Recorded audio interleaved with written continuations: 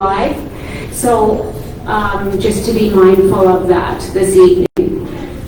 So I want to thank everyone for attending tonight and those that are attending virtually or have submitted in advance of this meeting their questions and concerns. Before we begin our public meeting, I would like to start with some introductions. So I'm going to start here at our table, our council table. So I'm Mayor Peggy Chorney, and I'm going to go to my far left. I'm Al Mullen, I'm the Chief Administrator of Butte. Zach Forster, Councillor, Deputy Mayor. Lydia Ryoka, Councillor. Scott Harrison, Councillor. Jane Hohenberger, Councillor. Ed Sigmund, Councillor. Fred Salerno, Councillor. I can probably introduce our guests if you would like. So thank you. We have some guests here this evening joining us. So we have Councillor Cadillac. We have Karen Zahara, CAO, I believe, and Manager of Planning, Paige Bohay. Or I probably have that backwards. I bet, Karen, you're planning? Okay. And then we have Clark Gates. And last is Mateo Oseo with Evergen. So thank you for joining us. So I'm just going to go through how the agenda will run this evening. And I want to thank everyone in advance. I know that this is, for many, a very, could potentially be heated and upset about some of this discussion going forward and this proposal. But I'm asking everyone in advance for a respectful conversation this evening. Thank you. So in a few moments, I'll be issuing a formal statement to the RM of Edenwald from the Council of Pilot Butte. Then after I do that, I will be turning it over to the RM of Edenwald and Evergen for a presentation. Okay. Sure. Okay, so I've just been notified that there's quite a few more people outside, so I'm gonna ask for a motion to recess for 5 minutes. Zach, and a seconder? I can second it. Lydia Ryoka. All in favor? That is carried. We'll just try to make some more room.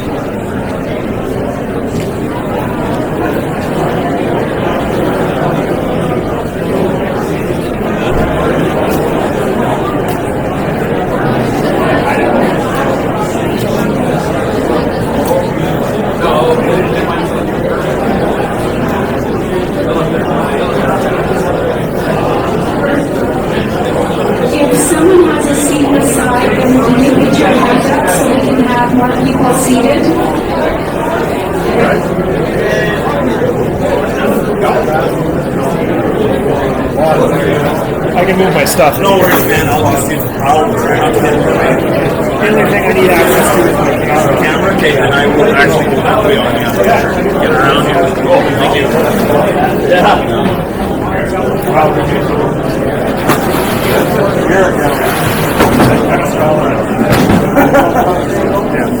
I just need to be able to run here in case I have to go again. We want something, we'll make sure. You'll get there. Oh,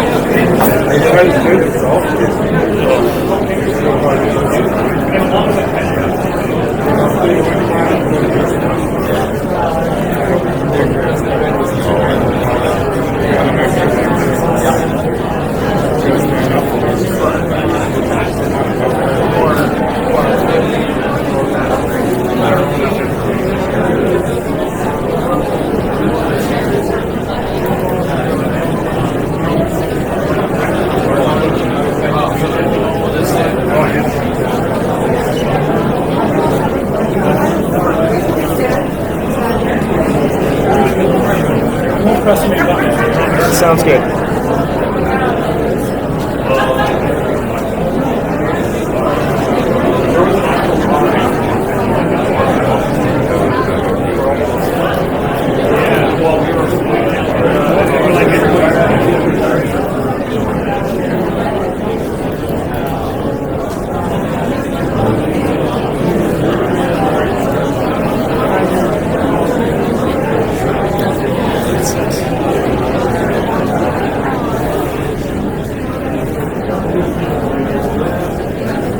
Okay, council, may I have a motion to return to our public hearing? I'll make a motion.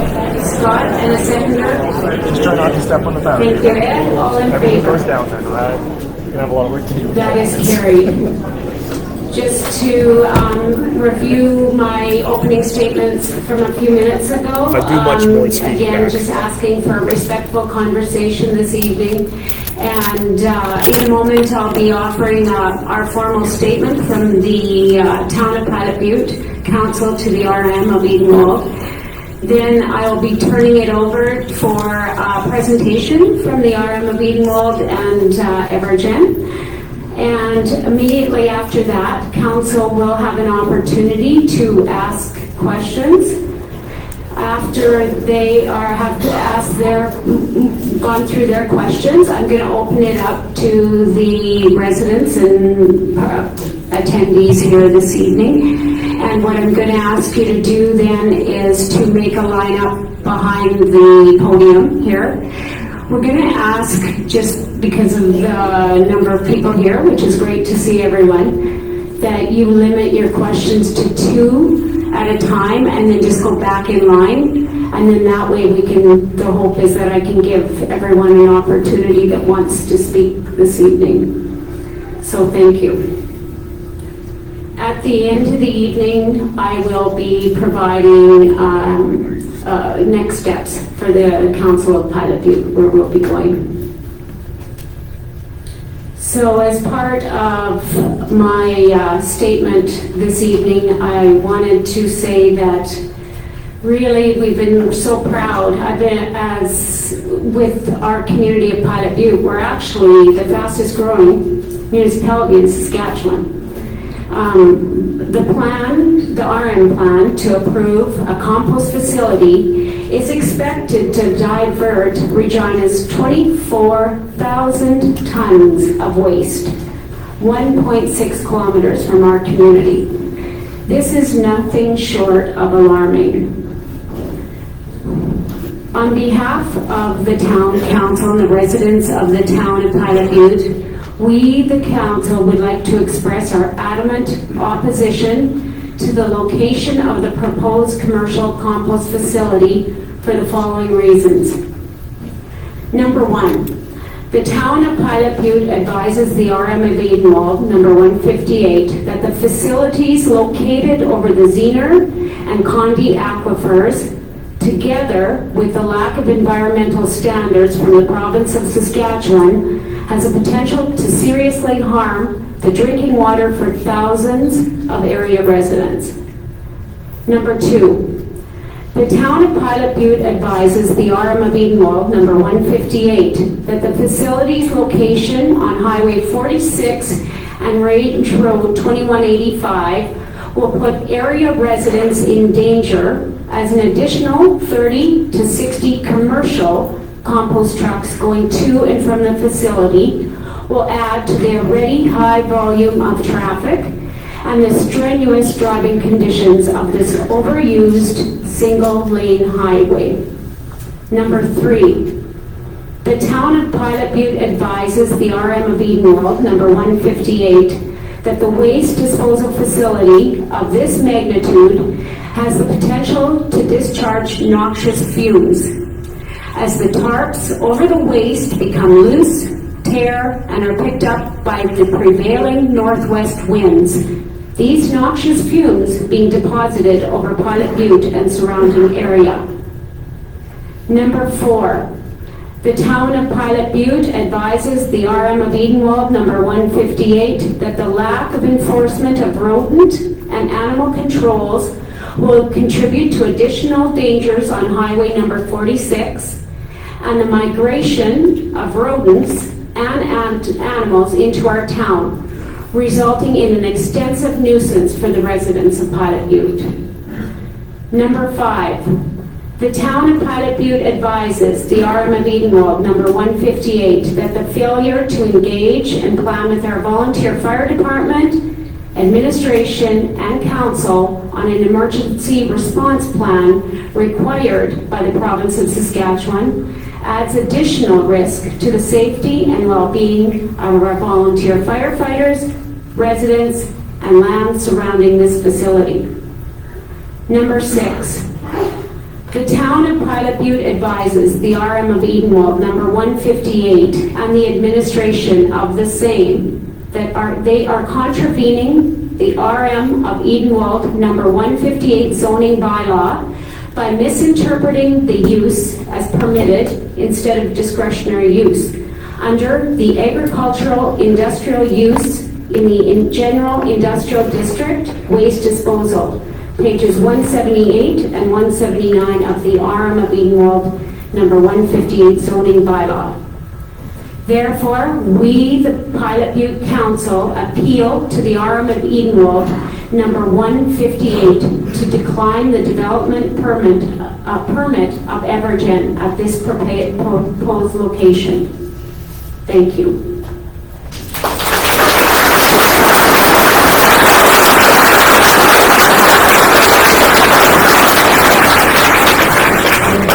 I will now turn it over to the RM of Edenwald and Evergen for their presentation. Push the button. There, hear me there? Okay. Thank you for all coming out tonight and for inviting me to join you. My name is Mateo Osejo, and I'm an engineer with Evergen. I'm here to provide a presentation on what we've proposed for that site.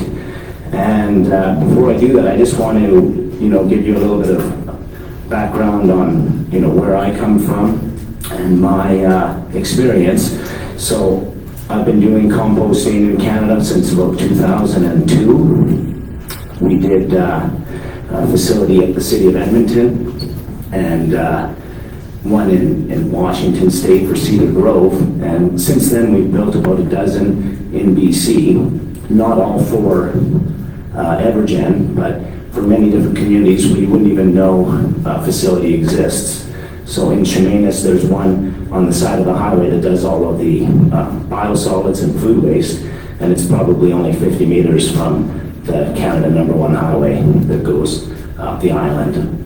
But there are many examples of composting facilities. Most cities have them now in Canada, and organic waste makes the third largest anthropogenic or man-made greenhouse gas source. So we try to, take this food waste out of the landfill where it produces methane and compost it aerobically so that it only produces CO2 and Class A compost. But what I'm going to do is, I've built many of these facilities before. I'm on the Canadian Compost Council. I'm a director on the board for the Compost Council.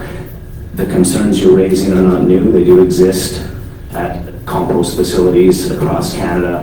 Unfortunately, some operators don't follow best practices. They pile the material up in huge piles. They don't process it with air. It goes anaerobic and it stinks. So these are where these concerns come from. But that hasn't happened at any of these facilities that I've been involved with or that we have built using this gore cover system. So in Seashell, we built one that's right across the street from the community. It deals with about 250 to 300 tons of fish waste from Lois Lake on the Sunshine Coast. We've even processed a killer whale there for the school, and there's no odor complaints at the community, never. You know, the fish waste we receive late at night, we're not taking anything like that. That's a really nasty waste stream. At this facility, it's just single-family homes. It's the easiest waste. It's something you could probably compost in your backyard, which is yard waste and a little bit of food that people put in the green bin. I'm just going to show you quickly the presentation I did for the RM in Wiedenwald. It's going to explain a little bit of the background of the project and how we got to where we are here today. So I'm going to talk about organic recycling in your community. It's outside your community, but hopefully your community will start food waste and yard waste recycling along with the city and all the communities, are surrounding Regina. Evergen is headquartered in BC. That first photo with those big sort of bubble-shaped buildings is actually a biogas facility. It's called Fraser Valley Biogas, Canada's first biogas facility, and it makes methane from the waste. And that's really where Evergen hopes to go with recycling, is to take the most value from the organic waste before composting it, and they do that by stripping out the methane. We're not doing that here yet either. That would be great if it wouldn't be at this site. It could be at the refinery possibly if they wanted to try and use renewable gas. There's all kinds of potential, but that's just sort of the downstream. That's where food waste recycling has gone in Europe.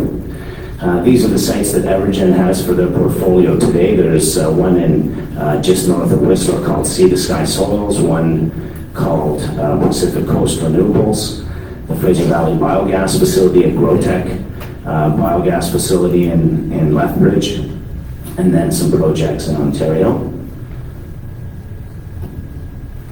At a high level, these are some of the capacities, and one of the facilities I'm going to reference in this presentation is this Net Zero Waste Abbotsford. I founded that facility in 2012, and it's never had a single odor complaint. It's got about 50 residents that live within 1 kilometer of the facility. And these are just some environmental, social, and governance figures. I'm sure I'll leave a copy of the presentation with the town, and then if anybody wants a copy to read after, I'm sure they can send it to you. This talks a little bit about our team and our proven project delivery. We've got a number of projects. We've got quite a depth in team, so there's a number of people helping me execute this project. We only found out about this meeting a short time ago, so some of them haven't come, but they're more than happy to come back if that would be the case, or if what we've suggested is taken up. Some of your council may come to Abbotsford. They're more than happy to be invited, and we would cover that cost to demonstrate what to expect here, because it's a lot easier once you've seen it and smelt it.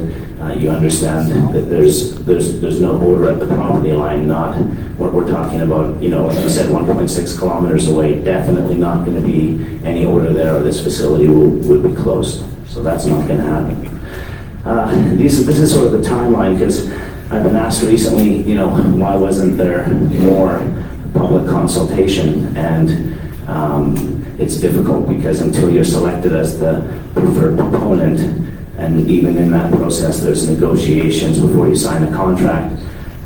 Right till the very end, you don't even know if you've got a project. And then once you do, you reach out to the local neighbors, which we did, And we did get some support. We got support from the RM, and we got support from the local businesses and neighbors.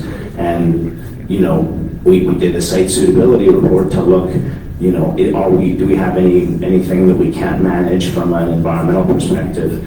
I know the mayor said that there were lack environmental controls, but we're not going to be discharging anything to the environment. No rivers of blood or whatever. I mean, there's nothing going to be coming out of the facility. It's a negative water balance, so if anything, we have to pay for water to come in that we use in our process. So there's no discharge. I guess, you know, what would be a discharge is what goes through the biofilter, and so that air is the air that if you were going to smell anything at the facility, it would be standing on top of the biofilter. Because what happens there is the odor is strongest at the start of the process, and, you know, inside of the building, material gets shredded, gets blended with the recycled leachate, and it goes underneath some covers to start the process. And, you know, that air in that building then goes to a biofilter. So, you know, if you're going to go to a facility and do an odor model, that's where we go and do our odor test. But because it's already had 97% of the odor stripped out by the cover, you won't even be able to smell, you know, noxious fumes or bad odor on the biofilter. I do have many videos to show you that, but I think I'm just going to quickly go through the presentation, so hopefully I can address some of your questions. We did a phase 1 development permit. That's what's going on out there right now, is some stripping of organic material, and we got a permit from the RM and from the Ministry of Environment to start earthwork. That's not a construction permit, it's not an operating permit. Those things were still in the process of obtaining, and some of the other comments, I believe, the mayor wanted, or the fire department wanted an emergency response plan. That's part of what we're working on right now. It's going to be submitted to the ministry by the end of July. There's about 5 or 6 different permits and operation plan with the odor management, leachate management, and vector management, nuisance management plan. So that's one of those packages that's quite extensive, that's being submitted officially to the ministry by the end of the month. And of course, the emergency response plan would go to the fire department. They would be, you know, listed on there, the nearest, the muster point, the nearest hospital, those emergency contact numbers, all those things you would expect to see at an operating facility. And what we started out there since May with was basically a survey and a geotechnical investigation. We did some boreholes to see what was below the subsurface, and you know, that's what we have to remove. We've got to strip about 1/2 meter of a mixture of clay and sand and organics. We're going to be building a large berm around the outside of the property. The berm acts as a windbreak, but it's also a landscaping berm. It's quite significant, about 3 meters high, 5 meters wide, with trees planted on top of it and shrubs. So you may not even be able to see much of what's going on from the roadways there. Hopefully, okay, this might be hard to read, but is there so anyway, I can't seem to get my cursor here, but the city of Regina is shown there on the left, and then you can see, for those of you familiar, the landfill just to the northeast on the city, and our site location has a little yellow star for those of you that can see it there. And you are correct, it's about 6 kilometers east of the landfill, and about, you know, 1.6 or around that distance from your town.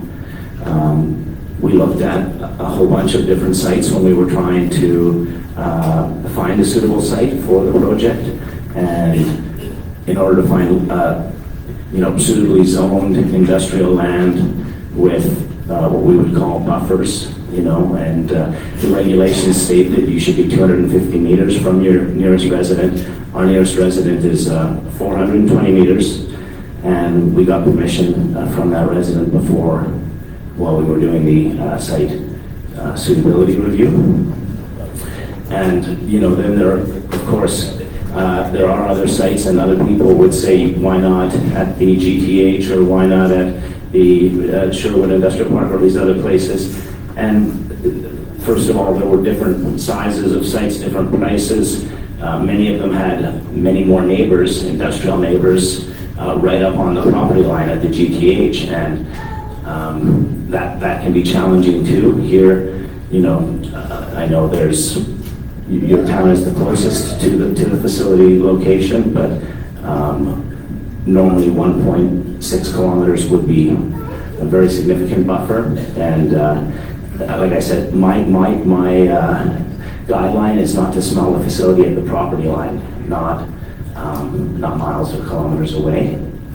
But anyway, this is what the site looked like undeveloped. You can see at the end of this road there's some gravel pits, and that's a good synergy for this site. That's part of the reason why I thought it would be a good site, because compost, it holds the water. It's a nutrient, but it's kind of like peat. It wants, so to make a topsoil or a garden blend or a turf blend, we use half or 75%, up to 75% sand. And having those gravel pits there means we could be buying, in the neighborhood of 20,000 tons of sand. So they're very close, and it's another downstream benefit from this type of business. That's the actual site there, that little rectangle, that's 8 acres. And I'm going to show you some pictures. So this is kind of the design. It's hard to see because there's a lot going on in the layout there, but again, we'll leave it the presentation with the town IT department, and then they can share it for you. But essentially, that building that I talked about is right in the southeast corner, and it has those Gore-Tex jackets inside the building. And so sometimes I say it's a belt and suspenders approach. The material's underneath the Gore-Tex jacket, and then any other fugitive odor, anything escaping from the cover, anything on the tires or on the machinery is getting sucked out of the building, which is on negative pressure to a biofilter. And this is that facility in Abbotsford that I was mentioning. The arrow at the top of the screen is where the farmer and his family live that own the site. They're about 200 meters from the facility there. There's the Vancouver Skydive facility is where the arrow to the right is. So that's actually an airport. There's many tens of thousands of visitors that come there for all kinds of festivals, and they've never complained about odor from us. You'll notice in the bottom right corner that there's a big bunker that's almost empty, but that's because this is in the summer, and we usually sell out of our compost during the summer. And so, this isn't a dump. We're not taking waste and putting it in a hole so it's going to leak into the aquifer. This is a recycling facility. Everything's going to be on concrete or asphalt. It gets turned into soil, and then it gets sold, and it goes back out the door. So we're not burying or stockpiling or keeping waste that would give rise to a bigger issue. Every truck that comes in eventually goes out as a finished product, and there is a small percentage, about 2 to 3%, that we expect to remove from the waste stream, because some people put plastic in their organic bin. But we have screens, we have different machines that vibrate to get the plastic to the top, and then they blow air at it and suck it off the organics, and then that all goes to the landfill. So we do have the fence that's on the site. We are extending it around the entire perimeter. So if our staff don't pick up any of that plastic out of the waste when it comes in or as it's going through the process, there are people whose job is, a large part of their job is to remove that contamination.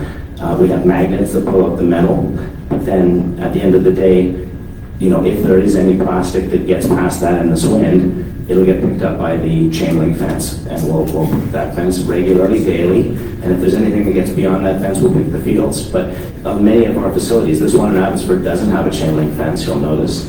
And it's surrounded by different businesses and residents, and we don't have a problem there, Yeah, so I mean, I can talk, it used to be a hog farm, would have been way more odorous as a hog farm than it is as a bore cover composting facility, but you know, in the first year they did a nice article and showed how much it saved the community by recycling at a fraction of the landfill price, and it has about 15 employees at that site. So this is just a little bit about how the cover works. It's just like your hunting coat. It's waterproof, breathable, and you know, that material really works. It's been around. It's a company called W.L. Gore and Associates. It's in many of the police and firefighters use it in their professional gear, as does the military. It's a $4 billion a year company. They make that membrane, and that membrane is basically laminated between some tarp material, and it cooks all the material below the cover.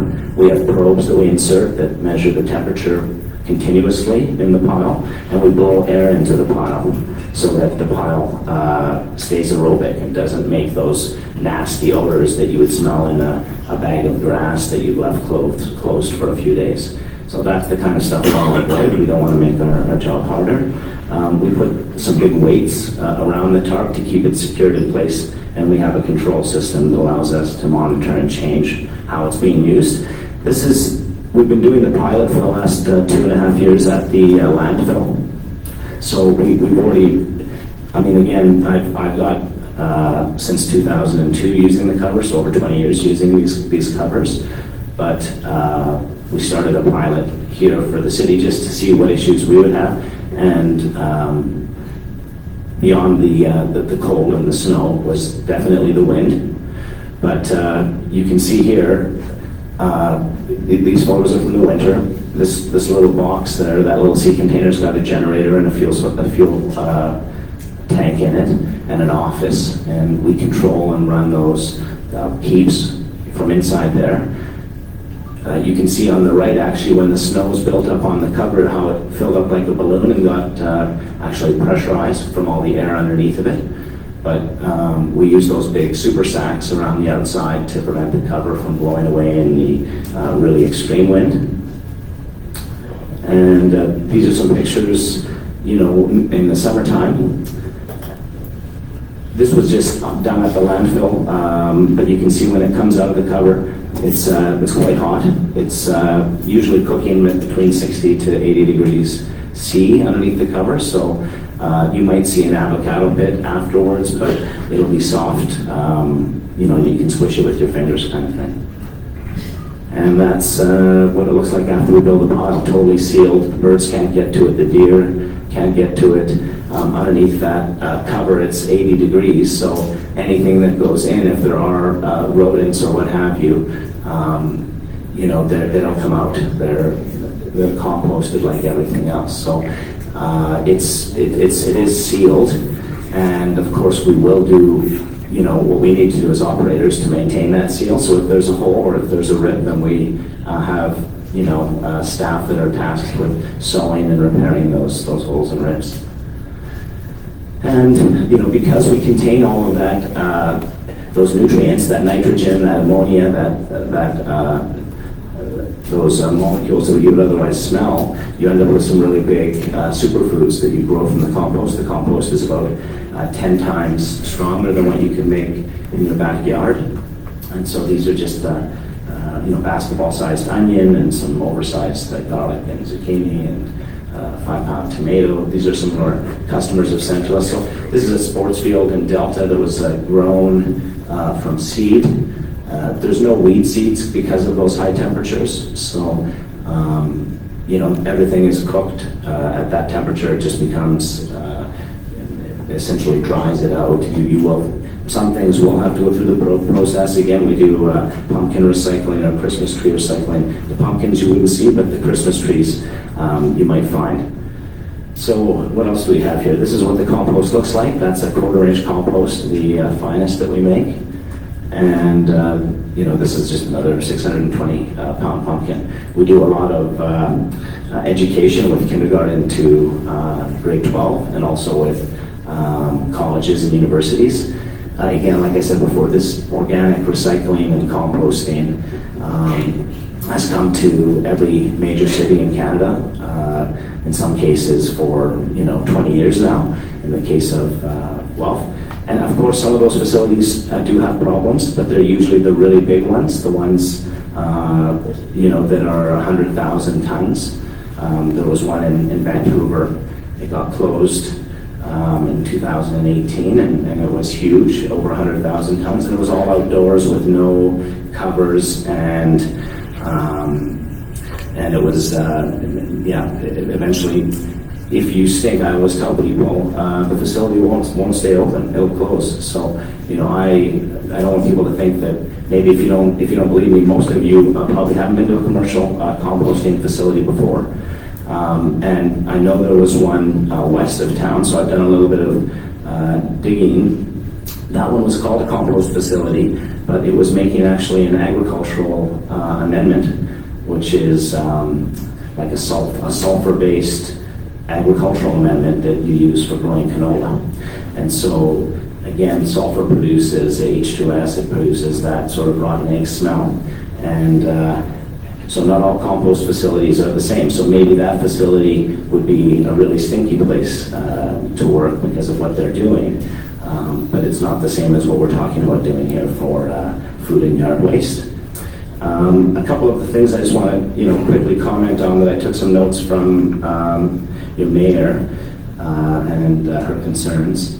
So yes, there is actually quite a lot of environmental standards because we've been doing this in so many different places. There's entire regulations written about organic recycling, what things you can recycle, what things you can't recycle, what temperatures you have to achieve and for how long, and all of these types of things. So we're not flying by the seat of our pants. We are following some very strict environmental standards. We will be sampling the compost regularly. We will be sampling the groundwater regularly, and we will be reusing and keeping track of where all of our waste goes. And if we ever did have a spill, if there ever was anything, we would be reporting that. And we'd be reporting that to the Ministry of Environment and to the RM, which would then let you know about it. But like I said, we're not juicing oranges. There's a deficiency of moisture. We need to catch all that we can. We're going to capture all the stormwater on the site. So in Abbotsford, we get about 1,500 millimeters of rainfall a year. And here we're less than 150, 180. So we need to keep every drop that we can. And so what that means is zero discharge. 30 to 60 compost trucks per day. That would be the peak day of the year. That would be the absolute peak. And that wouldn't just be, that would be compost trucks, that would be the staff. There's approximately 8 to 10 staff would be what we expect to start with. So of those 30 to 60, that would be 10 of them, of those trips. And again, that would be the peak. There's going to be many days in the winter, 6 months of the year, where there's a small fraction of that. I'd say less than a half dozen, less than a truck an hour. So I would not expect, you're going to expect to see a high traffic volume at this facility. I would love that if we were really successful selling the compost years down the road, if we had a landscaping depot, if nobody had any objection, we were still here operating, everyone loves us, it'd be busy, yeah. I would love that to be the case, but it's not going to be because of compost trucks or waste coming in. Noxious fumes, so that's a legitimate concern. Odor is the #1 thing that shuts compost facilities down. And that's why we're so cognizant of it. That's why we're using these jackets. We're not just going to make a windrow and tell you it's not going to stink. So, like I said, I'm on the board of directors for the Canadian Compost Council. I go to these meetings all the time. I go to the conference every year. I couldn't do that if I was getting yelled out of communities after we spent a bunch of time and made a big stink. That's not going to happen here 100%. The tarps wear and tear and holes, yeah. So the tarps last about 8 to 10 years, and you can, like a pair of jeans, you can make them last longer if you keep sewing them and you're okay to look like you're wearing 10-year-old jeans, but you know, they're warranted for that long, and then we buy new tarps. But yeah, you can definitely patch them just like you can any big piece of fabric. Lack of enforcement of rodent and animal control. So I can't tell you you're never going to see a mouse again or a rat on your farm or wherever you live, but it's not going to come from us. Those animals usually come into the facility through the waste, and then once they're in the facility, they find a place to make a house, and if they're lucky enough, they can propagate. So what we do is we make sure that the place is clean. There's no waste pile sitting in the corner of the building. The building gets hosed down and sprayed down, you know, weekly. All of that material gets cleaned and goes into our recycled water system so we can reuse it. Unfortunately, when you're in an agricultural area like this facility is, the rodents can disappear into the fields. And so, you know, we can control them. We usually hire, I think someone mentioned somewhere that I commented that we would be hiring an outside party. Usually there's people that's what they do as a business, kind of like a pest control.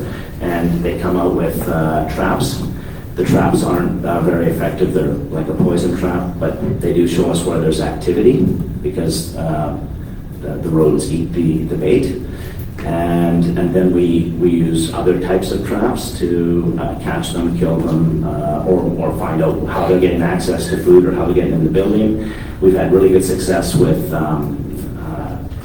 facility helpers. In some facilities, they've used dogs to control the birds. We've used cats to control the rodents and owls.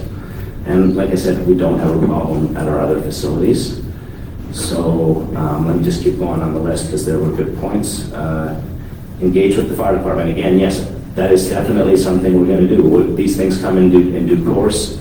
You know, right now we're trying to get our permit to construct the concrete work and the building and the permit to operate. But out of the gate, the compost facility is a little bit anticlimactic. It's a slow start because it takes a year to make compost. It'd be like day one being when you receive your first load of grapes, and then where's the wine? You know, it takes time. We have to first process that first load and then age it, and hopefully we'll have some product for sale in the spring of 24. I'm actually going to have to cut you off now, just No problem. so that we can get through more of our questions. Sure. I think you addressed some, and I know some of our council members will also have more questions. So I'm going to start at my far left and have Zach, go ahead. Good evening, Councillor Zach Forster. My question is going to be directed to more to the administration of the RM. As per the presentation here given tonight and the one that was given on Wednesday, July 19th, the area in which Evergen compost facility is to be located is zoned as general industrial and permitted use under the agriculture industry definition. Per section 2.0 definitions in the RM of Edenwald zoning bylaw, agriculture industry is defined as follows. Those processing and distributing industries providing products or services directly associated with the agriculture business sector and without restricting the generality may include the following: grain elevator, feed mill, abattoir, seed cleaning, pelletizing, storage, bulk fertilizer, bulk agricultural chemicals distribution, and hydrous ammonia storage, bulk fuel storage, cannabis processing, livestock holding, and retail sale of goods produced or stored as part of the dominant use on the site. Compost facilities as defined by the Government of Saskatchewan are classified as waste management facilities, and this would fall under discretionary use as outlined by section 19.2 of the General Industrial District per the RM of Edenwald zoning bylaw located on your website, updated July 27th, 2022. If this facility is not being used for agriculture byproducts and its intended purpose is for landscaping fill, can the planner for the RM of Edenwald provide the justification for this composting facility to be deemed permitted use and not discretionary use, which would have required a public hearing to be held no less than 7 days prior to the RM Council considering the application for this facility in October of 2022?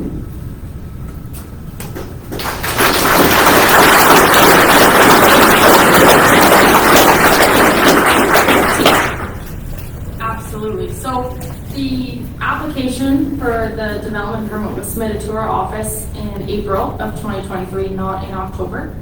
And it was sent for comment to the town in April. In terms of the interpretation of the zoning bylaw, we looked at a few different things in the zoning bylaw and the application that was submitted. So obviously with the province, with the Ministry of Environment, compost facilities aren't in any acts or regulations right now. They're just too new for the province. We're normally 10 years behind our neighboring provinces. So unfortunately, there was nowhere to go for that. So working with the Ministry of Environment, we were working with their team to figure out how to apply our zoning bylaw with the application, because our zoning bylaw doesn't have a specific use of compost facility. Instead, we have those general uses in terms of permitted and discretionary uses. And one of the ones that we were looking at was this waste disposal facility solid. However, in that definition, it says not including a waste transfer station or temporary storage facility. And unfortunately, when the ministry did their analysis of this application, they couldn't use a landfill because it's not an open air landfill facility. It is a compost facility, and unfortunately they don't have that use in their act to use, so they drifted more to the waste transfer station with using a hybrid model with some regulations under the landfill. So we changed our focus to that as well. Like I said, the development permit is not approved right now. We're still processing it through our taking it through our process for consideration with all these studies and plans that still need to be reviewed, and we may have to look at seeing if there's another way to process it. I mean, there's lots of definitions in our permitted and discretionary use list that could include this. That's kind of the gray area in zoning bylaws, is sometimes you can't have every single use that's going to come across your doorstep.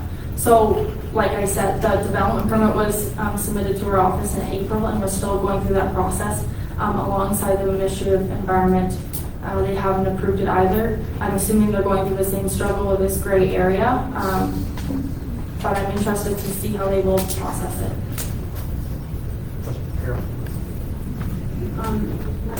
Zach, did you have another? So according to your zoning bylaw, again, any uses that aren't permitted are considered discretionary and should have kicked off the discretionary use policy. So any use that's not permitted is prohibited, and any use that isn't discretionary is prohibited.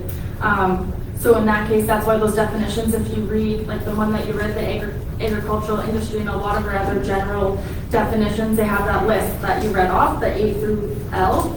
If the definition says it may include the following, that's not the entire list that would fall under that definition.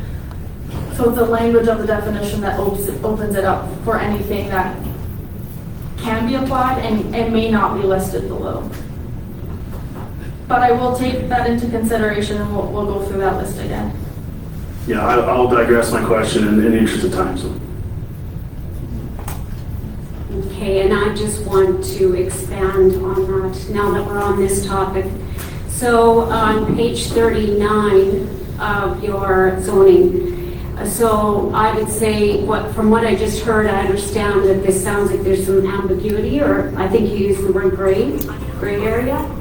So 3.3.1, where any provision of a bylaw is unclear, council shall make the final bylaw interpretation. So that sounds to me like then it would go back to council for review and actually to be voted on. To be voted on, I'm not sure, Peggy. I'd need to get a legal opinion on that, but it would, yes, it would go back to council for their review and consideration. Yeah, absolutely. And I'll direct this question to council then. Will they be agreeable and willing then to take this back to their council, put it on their agenda, and review this proposal for if it can be voted on then?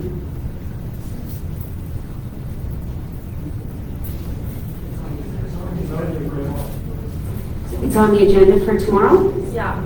Okay, is it, and that's an open meeting for that? Perfect. Yeah.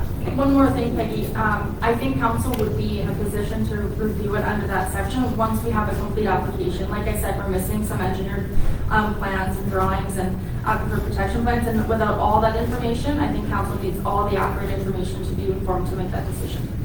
Okay, thank you. Next, I'll move over to Lydia.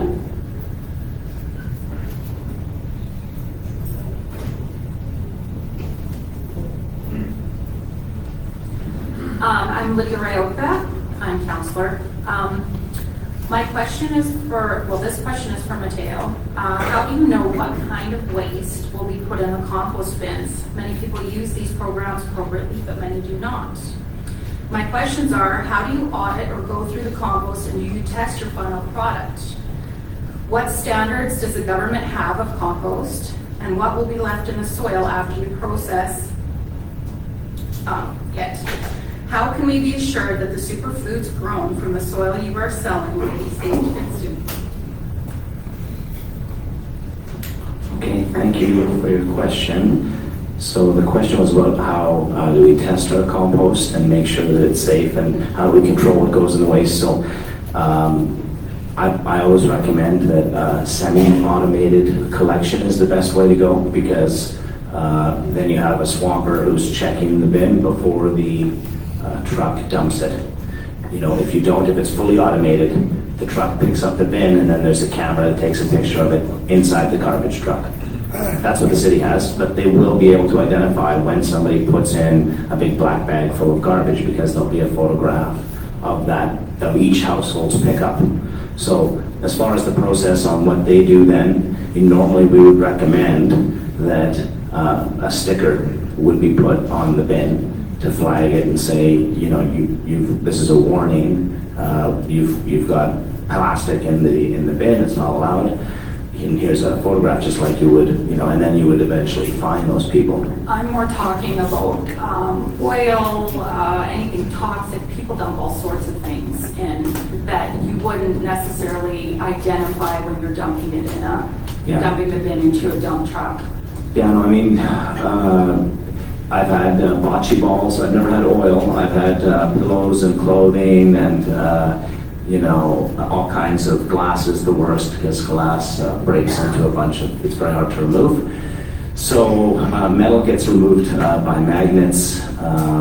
Anything that's visible gets removed by staff. Every load gets inspected, and there's someone whose full-time job is to inspect, photograph, and pick every load that comes in.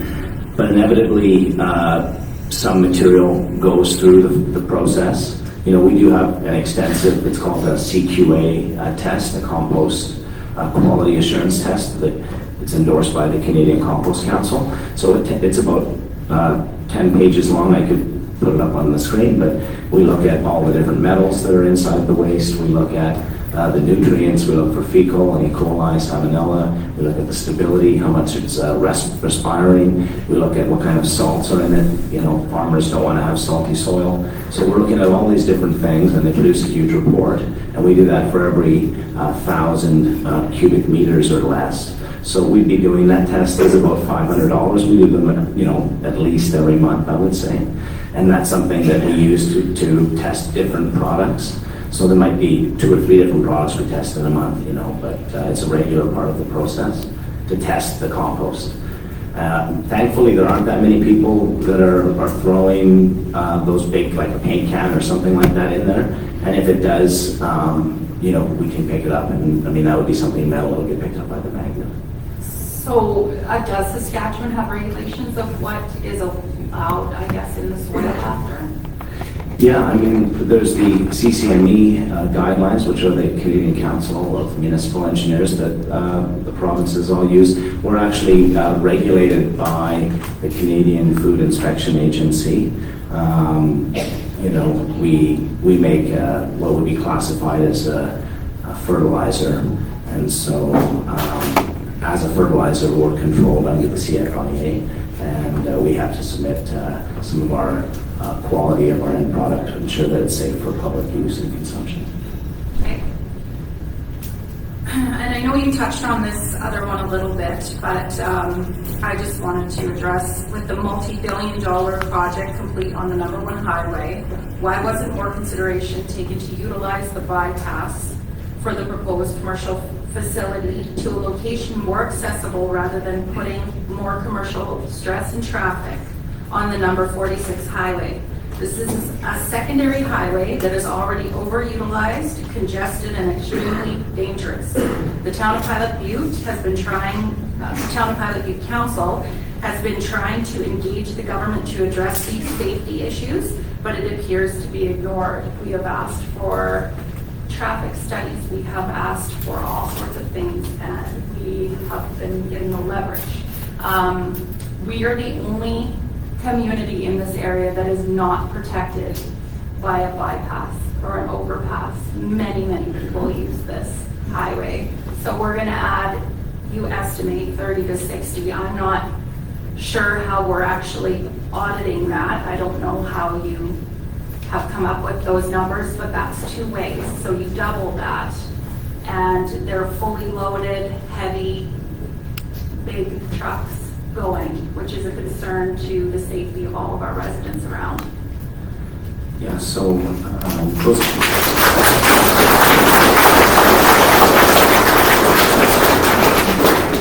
I've heard those comments about that highway from a few people now. So I recognize it's a dangerous highway, and adding more traffic there is maybe, I don't know if you said there were plans to twin it, or there have been discussions about, or. For what, 40 years, there's been a plan in place for that highway? Yeah, I'm not in charge of that, unfortunately. How we come up with the estimates are, we know how many tons a garbage truck can carry, and then we know, how many trips that truck will do, usually two trips in a day. After it does, 500 homes or so, it'll be full, it'll come drop off and do another 500 homes. So we know that's how we can judge in the busiest weeks of the year what the peak would be.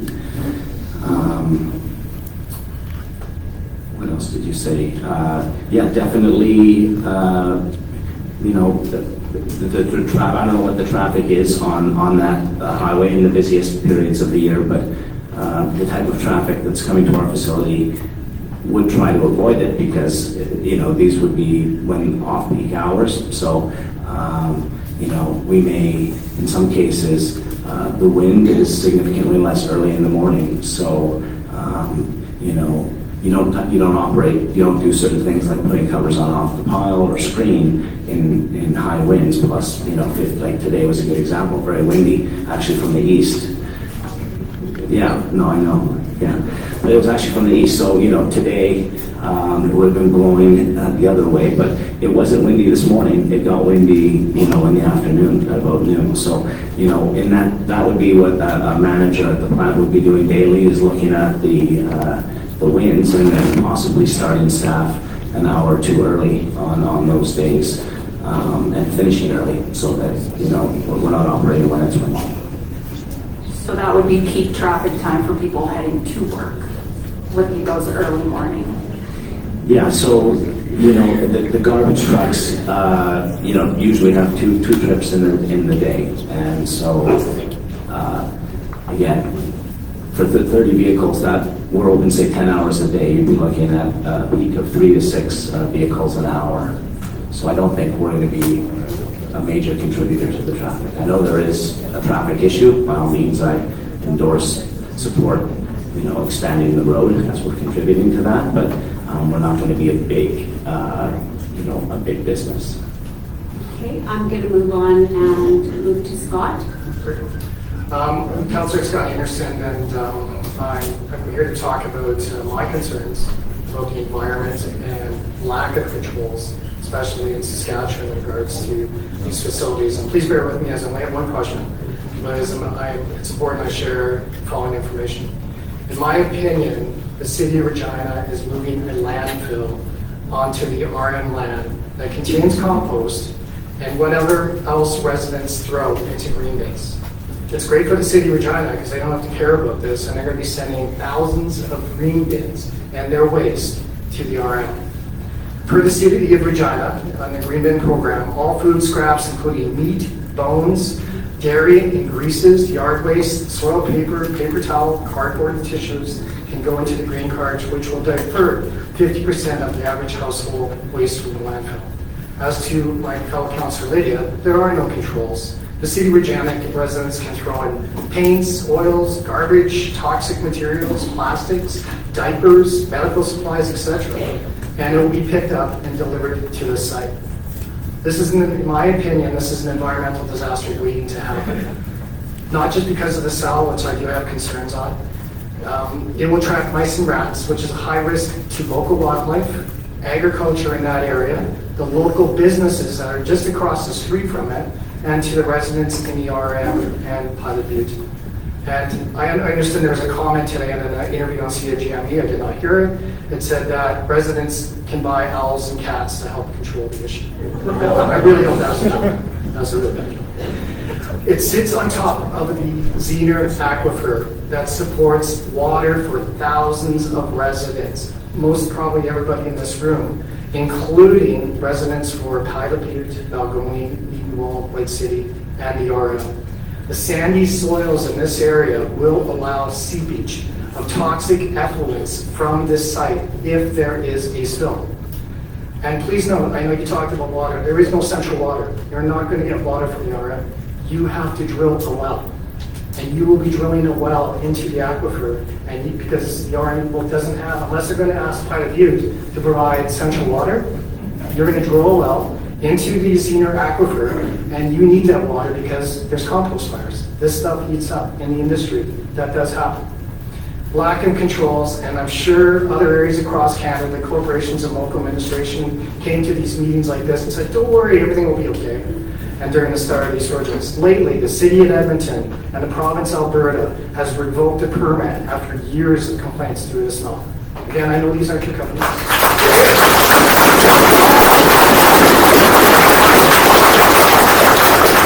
just want to clarify, these are not companies of Evergen. This happened August 2022. Corman Park, which is right beside Saskatoon, their council denied the permit to the city of Saskatoon for a compost facility because of the concerns of the locations to their residents. City of Calgary, Shepherd Landfill Compost Facility, July 12th, compost fire, which is very common in this industry because you explain the temperatures. And guess what? What's the temperature outside right now? 35, 40 degrees? You're going to need a ton of wire to prevent fires. And again, I know the argument of the RM and Evergen will be all the above models are different. But there's a similar model that you talked about earlier that Evergen has been fined by the government of BC for environmental issues.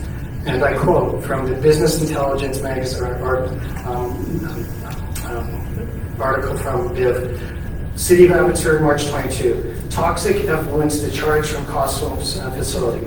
Composting facilities submerged under floodwaters last year have been found in breach of a number of provincial regulations after inspectors found staggeringly high levels of dangerous pathogens in and around the site. This was after Abbotsford's floods in BC. I think we all heard about them. Last weekend, or this weekend in Nova Scotia, they had 210 millimeters of rain in a period of 7 days. We know in Saskatchewan we can get flash floods. Even before the flood, I'm quoting that article once again, the Net Zero Waste Abbotsford Incorporated facility was found out of compliance for a number of breaches on the Environmental Act dating back to 2020. This is a Class A compost facility that Net Waste Abbotsford runs, and it takes in, and I quote, a variety of organic materials, food waste, untreated wood, yard trimmings, plant matter, poultry carcasses, and red meat, pretty much identical to what the city of Regina is going to be sending. Lack of controls in this industry, especially in Saskatchewan.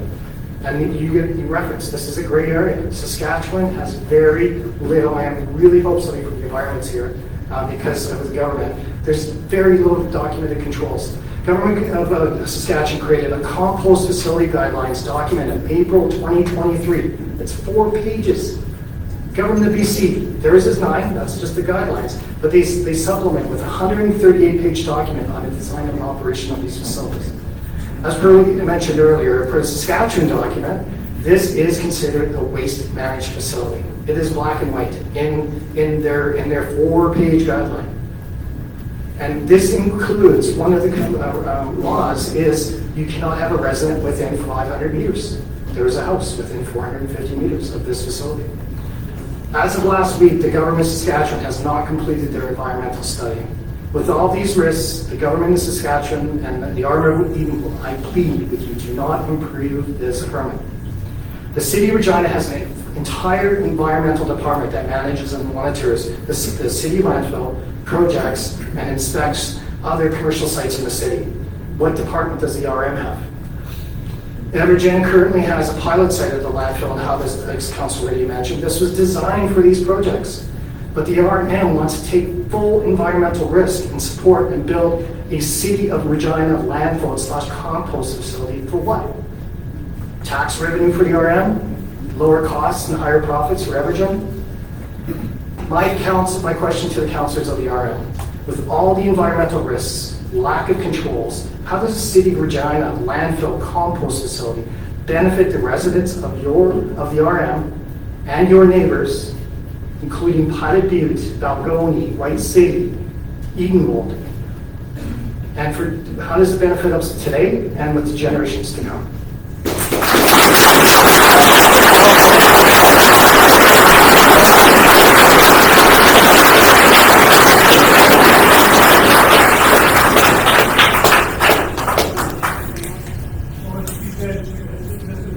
Please use the mic for it.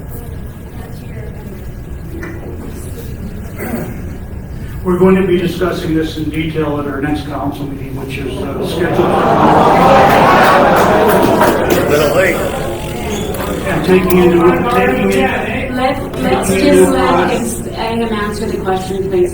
taking into account all of the comments and concerns that we're noting here tonight. That's why we're here on it. As Paige has said, it has not been approved at this point, and part of the process is engagement with our neighbors that we do want to maintain a positive relationship on it. So it will be, and it is an open meeting tomorrow for anybody that wants to attend. It starts at 9 o'clock at the RM office. Okay,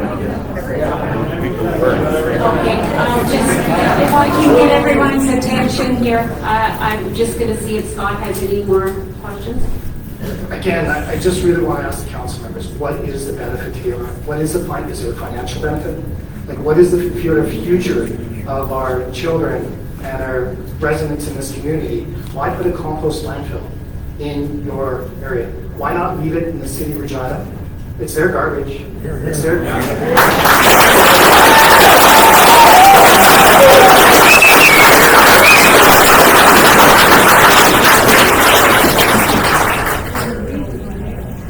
I'm not going to speak on behalf of council because obviously I can't, but coming from my department, there was an application that was submitted, and as part of the zoning bylaw, we have to process that application. So, like I said, there's no decision made on the application yet. It's still going through the process in consideration at this time, but as part of our duty through the zoning bylaw, we have to process any application that is submitted to our department. Thank you. Okay, we're going to move to our next councillor, Jean. Tough act to follow. Anyway, Mateo, my question is for you. When was the request for information distributed by Regina to you? I think you're talking about the request for proposals, the proposal. Right, that, I want to say that was done in the summer, end of summer, I think it was, of 2022. And then we were given notification of being the preferred proponent in October. And then we had to go find a site and buy a site at that point. So then we had a number of months while we were signing the contract and negotiating. So the city staff had a review committee, and they went over all the proposals and looked at experience and track record and what each team was proposing, and they selected us as the preferred proponent. And then we ended up finding this site in the months that followed and starting work on the site in April. So that was when we put the application into the RM. And I just want to say that the other comments, I mean, I don't know what some of the comments about the other compost facilities, City of Edmonton has had, it was a $150 million facility and the roof collapsed. And that was a city-owned facility. So there's lots of examples of failed facilities. Thankfully, there aren't many of the Gore Cover system. I think you'd be very hard-pressed to find any. I know it's rude to cut you off, but I'm cutting you off. Sorry, go ahead. How long how long was the pilot project at Regina Landfill? When did it start and when did it end? It's been going for approximately 2 years. 2 years. So what I'm pointing out, or the point I'm trying to get across to you, the residents of Pilot Butte and RM if you are here, is that this has been going on 2 years and we are just finding out about it last month.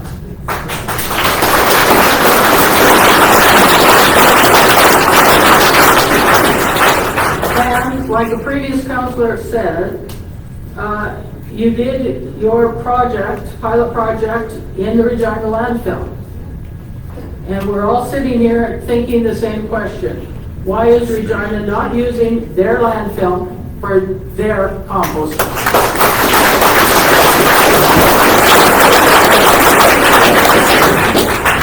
Yeah, so that's that's a valid point. There are many of these compost facilities. The one at the Campbell River is at the landfill. There's one in Okanagan that we're doing in Penticton. It's at the landfill.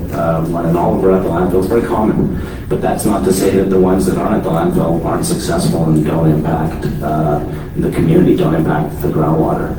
The comments from the area councillor about this flood, that was part of the atmospheric rivers that flooded the Sumas Prairie there, and hundreds of farms and businesses were underwater.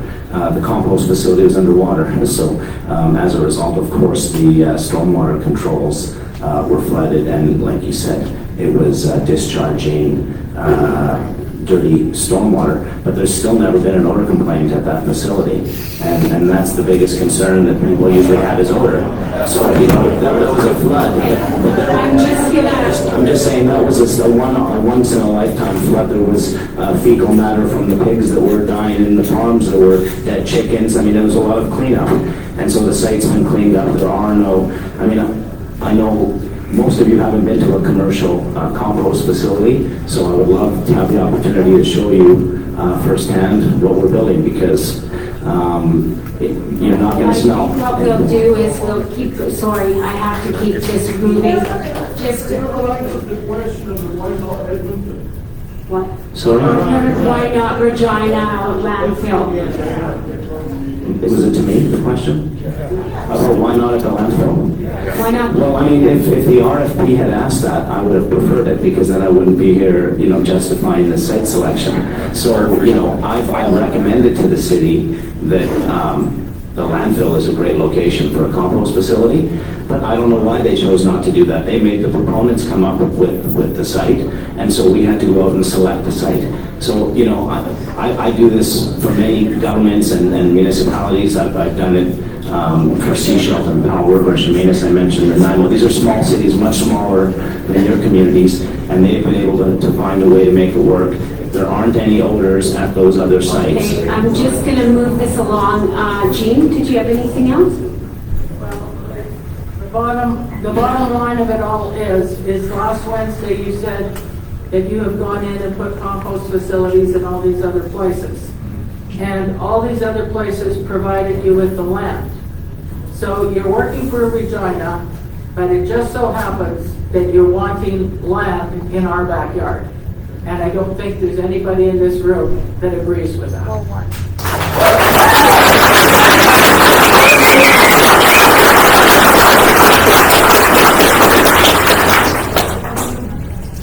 Sorry, I will move to our next counselor, Ed.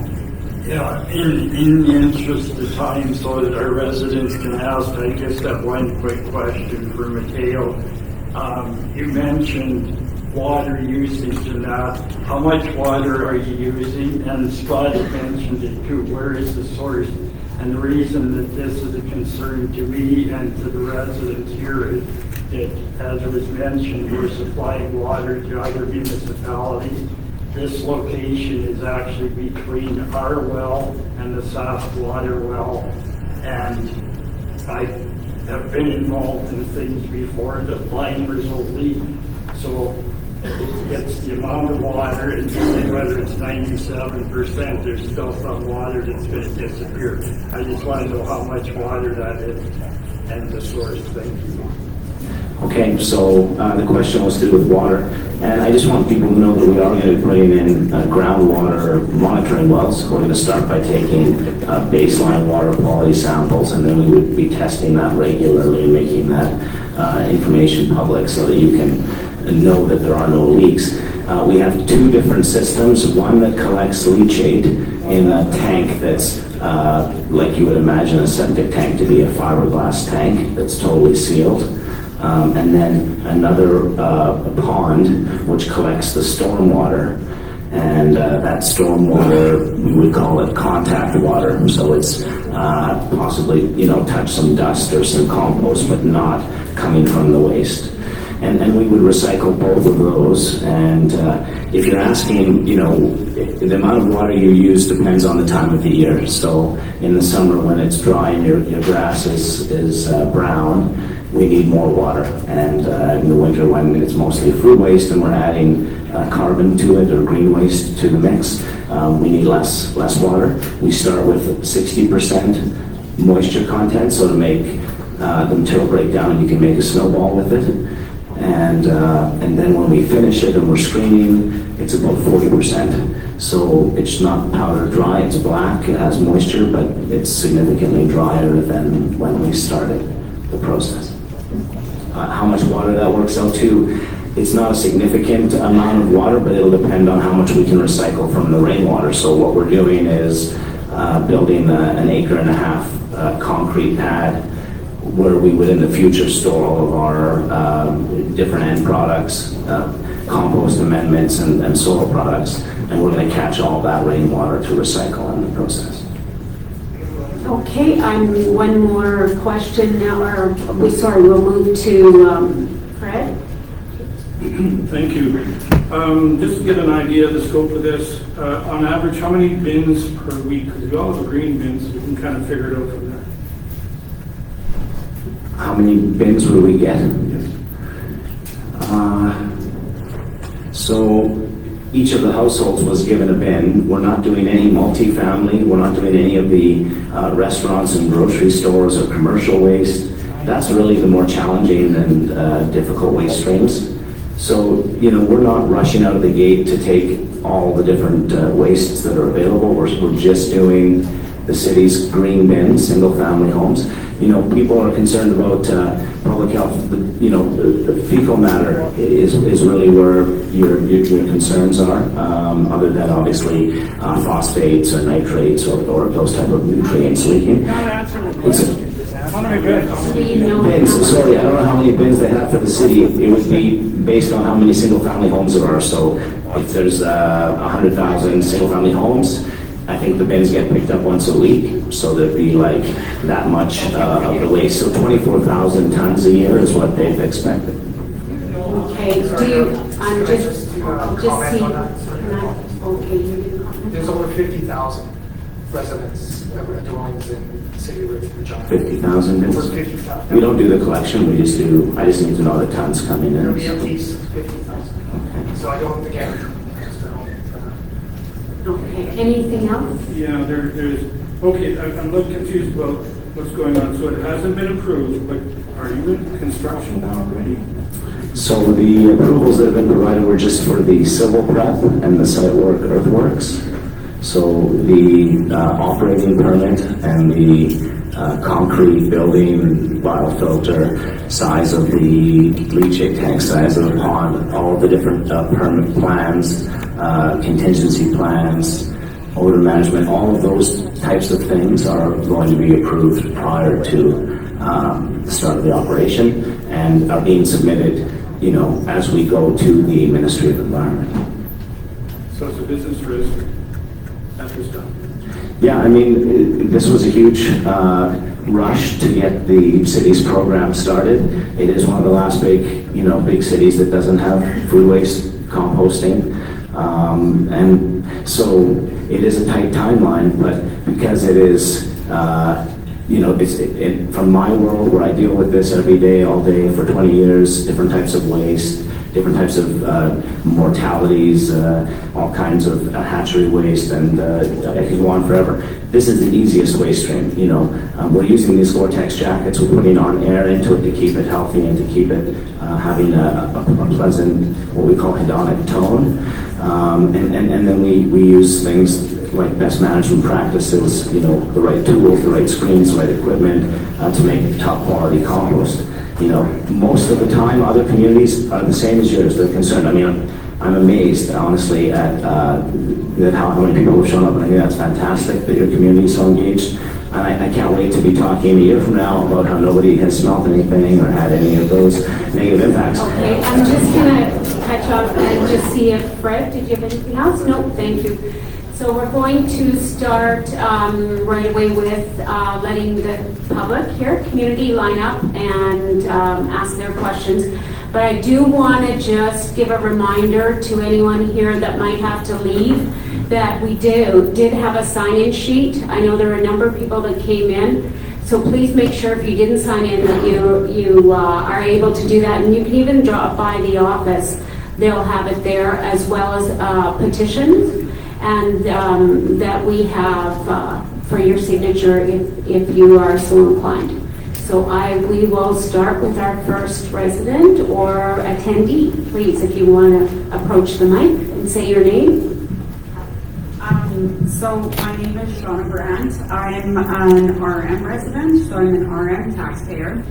I've got two issues that I want to address to both the RM and to you guys is number one, the confidence in your rodent control plan. I want to know what your confidence level. I want to know your confidence level in your own plan, and I want to know from the RM what is your confidence in their plan that you guys have reviewed. So that's my first question.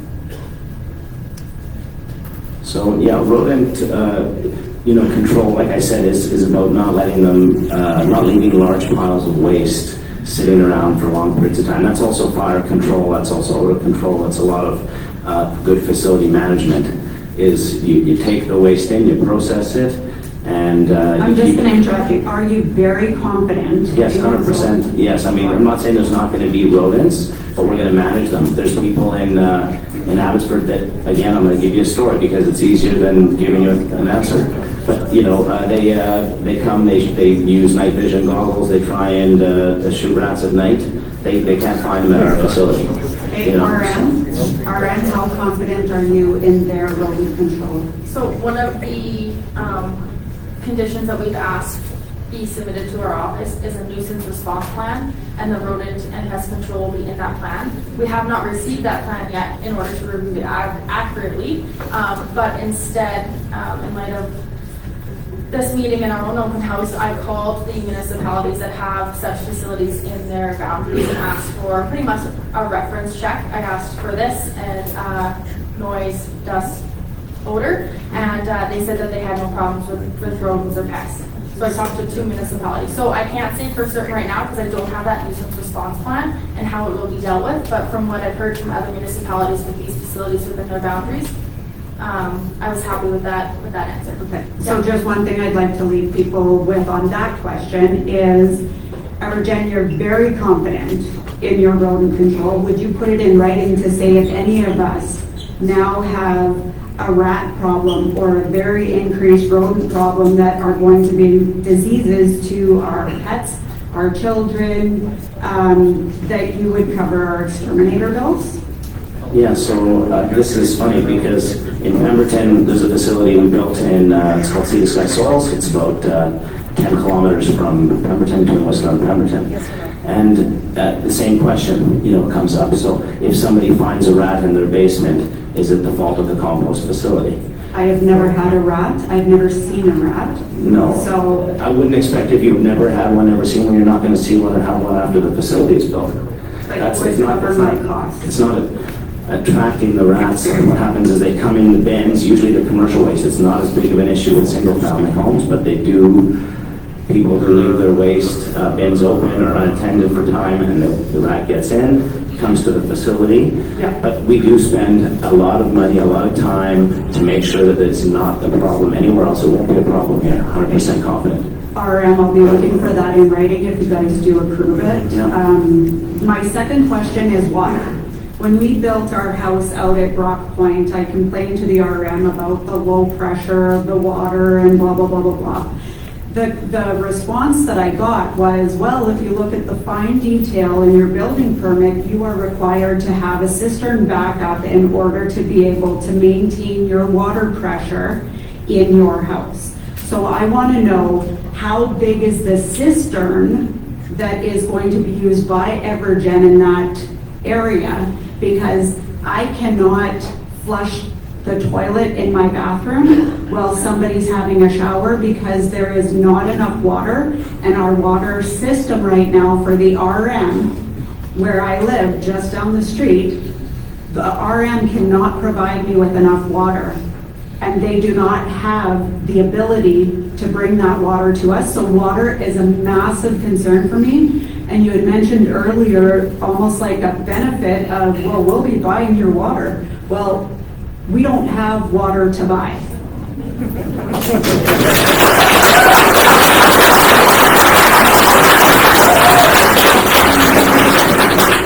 I'll speak to that. So I'm the manager of engineering and public works at the RM. So Rock Point and a couple other of the subdivisions in the RM are connected through what's called the rural water distribution line. When it was constructed, it was meant to be a low pressure line to provide water, potable water to country residential residences. But because of the size of the line and the distance from our water treatment plant, which is located in Emerald Park, it doesn't provide adequate peak hour pressure, especially for Rock Point, which is the furthest north one. It's the one that we've had the most issues with. Some of the other ones further south don't have an issue, but it's more the size of the infrastructure that went in at the time, not a matter of how much water the RM has to produce. We still sell water all the time, not only to our residents, but there's trucks that come to our water treatment plant that they use the truck fill, probably similar with Pilot Butte. So that's from the municipal side why you have or need a water cistern. Yeah. Okay, so then on that, when the development was being questioned about the cemetery across from Rock Point, one of the conditions for that was that that developer was going to be putting in a water facility upgrade in order to make sure that they upgrade that low pressure line so that it didn't negatively impact. Will this company be expected to do the same? At this point, we haven't put any conditions on the development. I don't think it would be a requirement for this development to bring a water line all the way from the plant to there unless they found the business case that would make sense for it. I have a business case for my residents, so thank you very much. I'm going to move on. Thank you. My name is Tracy Kidd, and I also live in the RM. And now that we're on the topic of water, that's my first point. Has anybody done a water assessment? Because, you've mentioned you're going to be using gallons and gallons. Does anybody know how long that can go on with the rest of us still having water? So I guess the previous question was how big is the cistern? So what we're doing is a lined pond. No, I'm not asking about the cistern. I'm actually asking, has anybody assessed how much water reserve there is if you're going to come in and do gallons and more gallons of water every day? No, our power draw, our utility draw is very small. It's a small business. So, the power draw would be in the sort of... I'm not talking about power, I'm talking about water. Okay, like water would be in a few hundred. Sorry, I can answer that. So that would be regulated by the Water Security Agency. They're the ones who allocate water from the Zine or the Condi, whatever aquifer you're pulling from, to see how much allocation is available and how much an individual, whether it's a business, a subdivision, a municipality, can take. So if they haven't made an application for it yet, then Water Security hasn't assessed it. Okay, so the answer is no. And I just want to point out, when someone specifically asked you how long you've been running your pilot project at the dump, you had initially sold us the vision that you didn't give us a lot of warning about this because there was a selection process and you just found out you're the contractor. And then a little while later, you said it was 2.5 years, not 2 years, that you were running a pilot project at the dump. So you've painted a very amazing vision and story about what's not going to occur. And I'm just wondering what kind of problems you actually have that you deal with. Okay, those are good questions. I was just trying to answer the previous person about the size of the pond. So that was why I was talking about the size of the cistern. The kind of, again, it's just twisting the words of what I'm saying into something that I'm not. So we did a pilot project for the city. That was a different contract. Let me just finish, please. Yeah, that was a different contract. That was just a point I wanted to make. I've moved on beyond that. That was a different I'm asking you about the vision that you've presented around how amazing all these other locations are running, and they're amazing. There's no this, there's no that. I'm asking you to tell us what problems you do encounter. Yeah, so I teach the course on compost facility operations in BC. I've done that for about 5 years. So I'm very familiar with all the things that everyone's mentioned. They are all legitimate issues if the facility isn't run properly. So fires happen at facilities that aren't run properly. They don't happen at facilities that are run properly. So that's not to say you can't have a fire, everything's combustible. You're dealing with a bunch of dry wood and leaves and everything else. Somebody can throw an ember in their waste that can end up at the facility and start a fire. So those things do happen. If the piles aren't monitored properly, they can self-combust. They can light up into their own fire. But that's why we use these membranes. It keeps everything moist under the pile. So all I'm trying to say is we've learned our lessons as an industry from 20 years of doing this with the early adopters, the cities of Guelph and Edmonton. We're one of the last cities in Canada to do this. So it's not a matter of if, it's a matter of when, and when is now. The contract went out. We picked this site. It's industrial land, private land. You didn't have to pay for anything. We're doing all the risk. We're taking all of the onus, and I'm here telling you that it's not gonna smell. Or offering you plane tickets to come and see a facility in operation, if you'll take me up on it. Whoever you designate. I got one more question. Yeah, I just want one more question. I don't have any paper proof, but there's been a lot of rumors in the past with this particular government when there's big projects that happen that a lot of their friends end up purchasing the land ahead of time, knowing that this is going to be bought by the government to do these things. So I'm just wondering how we got out to the RM and if some person in the political government actually owns a piece of land that this thing is going to be built on.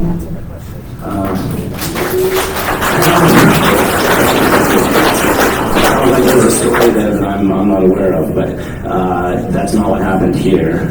I can 100% assure you this is all above board. We've gone through a review. We're continuing to go through the reviews. They are putting a lot of strict stipulations on how we control the leachate, how we control the stormwater so that those contamination issues you're bringing up don't happen. How we control the vectors, how we control the odor, how we control any nuisances. You seem to answer a lot of things that don't actually pertain to the question. I was just going to move us on. Yeah, thank you. I'm an engineer. I'm not. Okay. Next, yes. I think you can feel the hostility in this room every bit as much as I can. And I want to give credit to my fellow residents for how restrained they're actually being. It's a struggle for me. So, did you buy the property? I didn't personally know. The company Evergen did. Okay. So as far as you guys are concerned, despite being sure it's not been approved, as far as you're concerned, this is a done deal. Well, I mean, that's not true. There's a number of steps that you have to go through, so things can change along the way, and people can request more monitoring, more fences, more scales, whatever comprises of the facility. But as far as we're concerned, we're doing everything that we said we would in our proposal to the city of Regina. So despite there not being environmental approvals, despite there supposedly not being approval from the RM, There's been various approvals already, but not all of them, and yeah, that is a process. So as the detailed design is completed, the permit to construct those designs can be issued. But until the detailed design, so the geotech was only done at the end of May, and that changed the engineering. I hope your operational plans are better than your business plans. Well,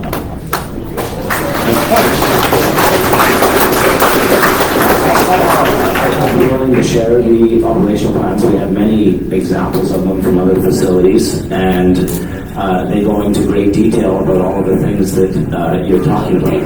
Yeah, well, I could go on all night. But. Thank you. Yep, we'll move to our next speaker. Hello, my name is Don Miller. I've been Pilot Butte resident since 1977. I'm a retired architect, consultant, and contract administrator. I attended the RME the other day here when this more or less came out of the river and talked with the gentleman from Environ. And I didn't get the basic answers that I thought I was. And that's basically, where did this city come from? How did it get this far? What I maybe was more interested in is what's in it for Pilot Butte, and I don't think there is anything. I think the project should be stopped, and we have legal counsel. I think that may be an avenue that should be entertained. Regulatory submissions, approvals, vetting, public meetings haven't happened. Like, you knew about this a week ago. I mean, give me a break. There's a similar mess going on, or it's just finished up right now with CNIB that involved the government and a $10.8 million judgment against them. We don't need to have that happen again here. The thing I'm most interested in is a timeline for the project. Whose idea was it? When did the RFP go out? Why were there not consultations with the RM, the city, Edenwald, or did they happen? And also coordination with the RM bylaw rewrite and the dates of those consultations. It seems like a lot of things are trying to mesh together to get together and work through a City of Regina program that they need to get caught up with Saskatoon on. I think you're in a tough spot here. The City of Regina facility should be on RM Sherwood land. And what they did was basically download it off-site, whatever, and I don't want City of Regina garbage, particularly in the way that it's here. City of Regina is the only one who benefits from this. The landfill relocation in a couple of years, which was a real mess, they totally avoided that by putting it on you. The landfill life is extended by almost 30% by what's happening here. So I'm sure the City of Regina are just happy with whatever's going on. They also get even with their sister city in Saskatoon. As far as I'm concerned, the facility should be on their own land, on their RM, sell off some of the canola plant, adjust or reform the landfill, the snow dump site, which is underutilized, or put it the rest of Regina on by the sewage ponds. Land values will be affected. The land around it will be virtually considered sterilized. No one will want to buy or develop that land. Probably properties are going to be go down and nosedive. The facility will stay. Okay, traffic's going to increase. There's who knows what the facility is going to happen within the next 1 mile or anything else like that. And the environment, I'm sorry, that's the City of Regina's problem. And I know all I've heard here tonight are details. I want to know where this came from in the first place. So can we put that question then to the RM, maybe? I think so. I'm posing it to you. I would ask them for that timeline. And then I know you have lots of great points, but I just want to keep, and then please. I have one more thing that I think you should really take advantage of. I know the Director of Facilities, Planning, and Development at a town in southern Alberta who has done this very thing. They have a compost. I will share his name with you. He's agreed to talk to you municipality to municipality. He's a very intelligent man. been in the business for a long time, and I think it's just questions that kind of need to be asked, and I would like to just thank you and the councillor for your comments on the previous meeting that we had at the RM there, but yeah, I want to know how it got this far. Okay, yeah, I'll ask the RM. For that timeline, you wanted the timeline, when did it come about? I think somebody should start looking at how all these things fell into place or didn't, and that's the basic that I'm interested in. I'm not interested in whether it's going to stink or not. I'm wondering why it's getting stuff done. And I just like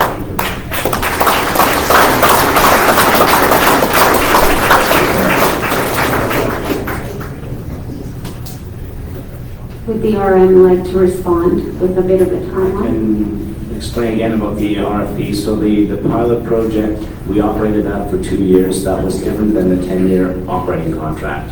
That 10-year operating contract came out in the summer, but the city didn't provide any sites.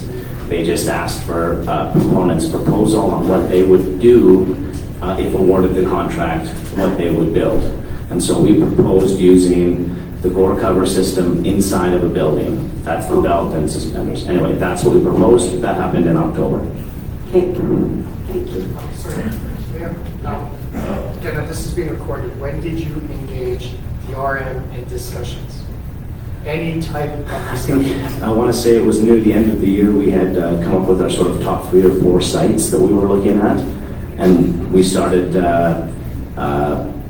it was through a realtor, through a broker. So like the December of 2022? December of 2022, yeah. Okay. I can look up the exact timeline on the emails, but you know, it's never soon enough when you engage the public, and we wish we could have done it sooner, but we've literally just started work on the project in the last few months. We'll move on. Go ahead.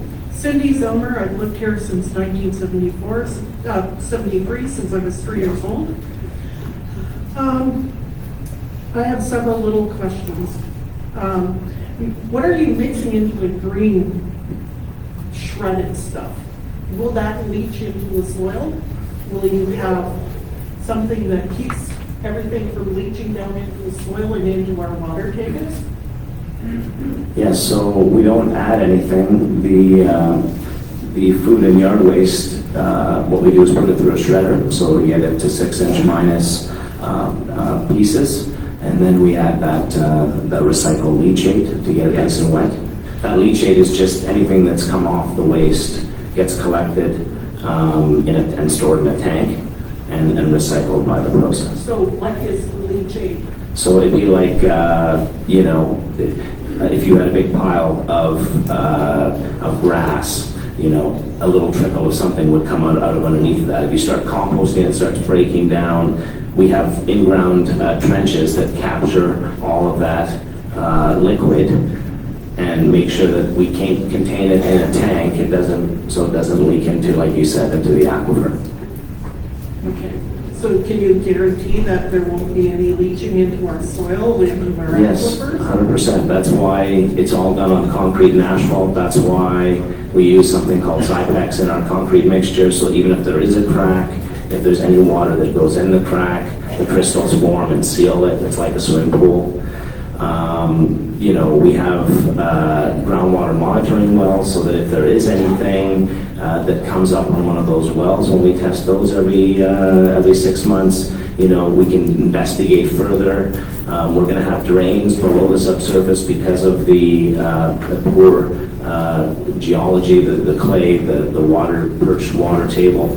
So, again, we can also test those drains to see if anything is coming through the pavement or through the concrete. In some cases, we put cameras in our lines and scope the lines to make sure that, like you would a septic system for leaks, we've done that. So, we'll move on. Do you have another question? Oh, I have several. Okay. One more, and then we'll move, if you don't mind, going to he brought up the First Lady brought up the issue of water.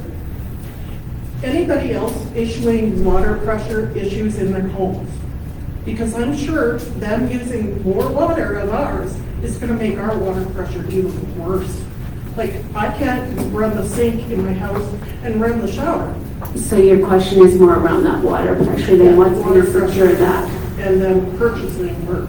Okay. So water pressure would be from your distribution system, which would be from the town's water treatment plant, which has their own reservoirs and pumps. So it would have nothing to do with someone that was taking groundwater from the aquifer. The pressure is coming from that system, not from the ground.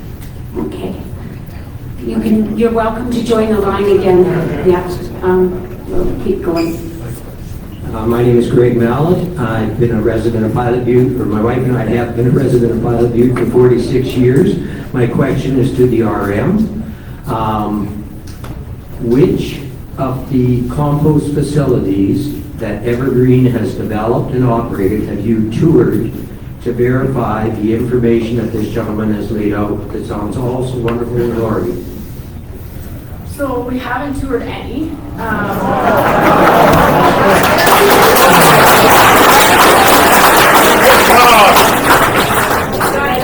We'll let them answer, please.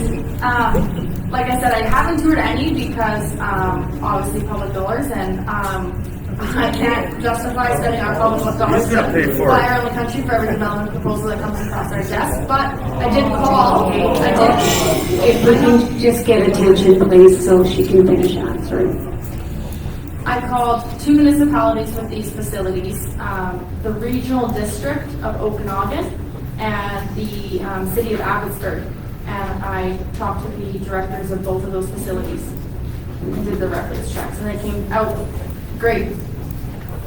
So.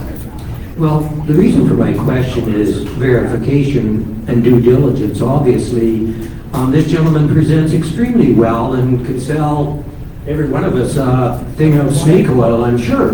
But, you know, I'm just saying to the RM, we're having a meeting tomorrow, and I would ask that you use due diligence and follow up and examine everything he's done. As you know, everybody in this meeting is totally opposed to this, and people are very upset about this project. So please, don't just accept a bunch of slide presentations and a good presentation by a presenter to find out yourselves the accuracy of all of this information. Thank you.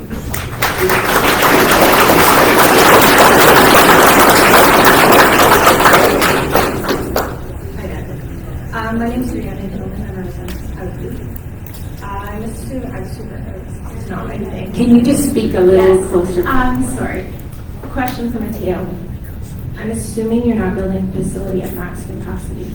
Based on the City of Regina contract, what percentage of utilization are you planning for this facility as of when it starts?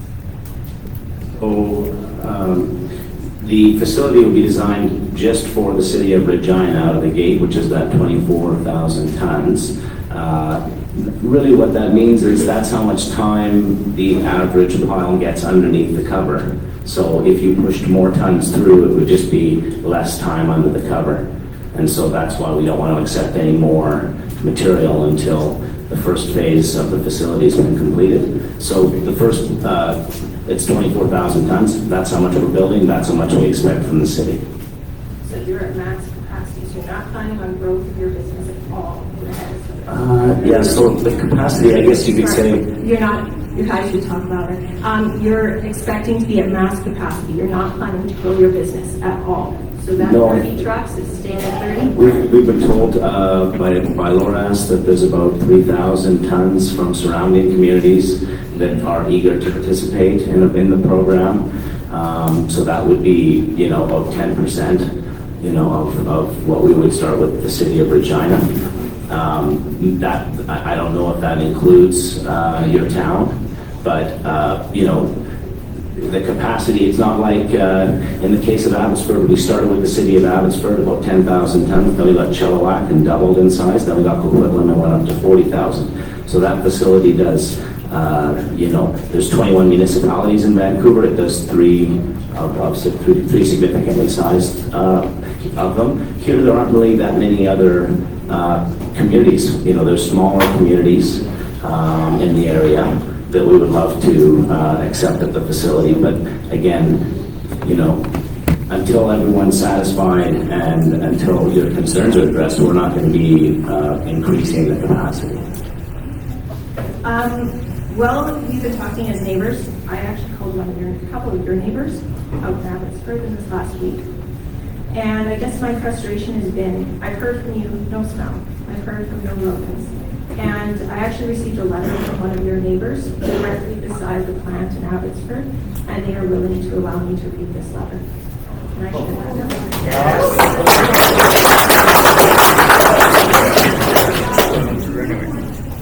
Do you want to come here where it might be a little clearer? Do you want me to read it? Okay. Thank you.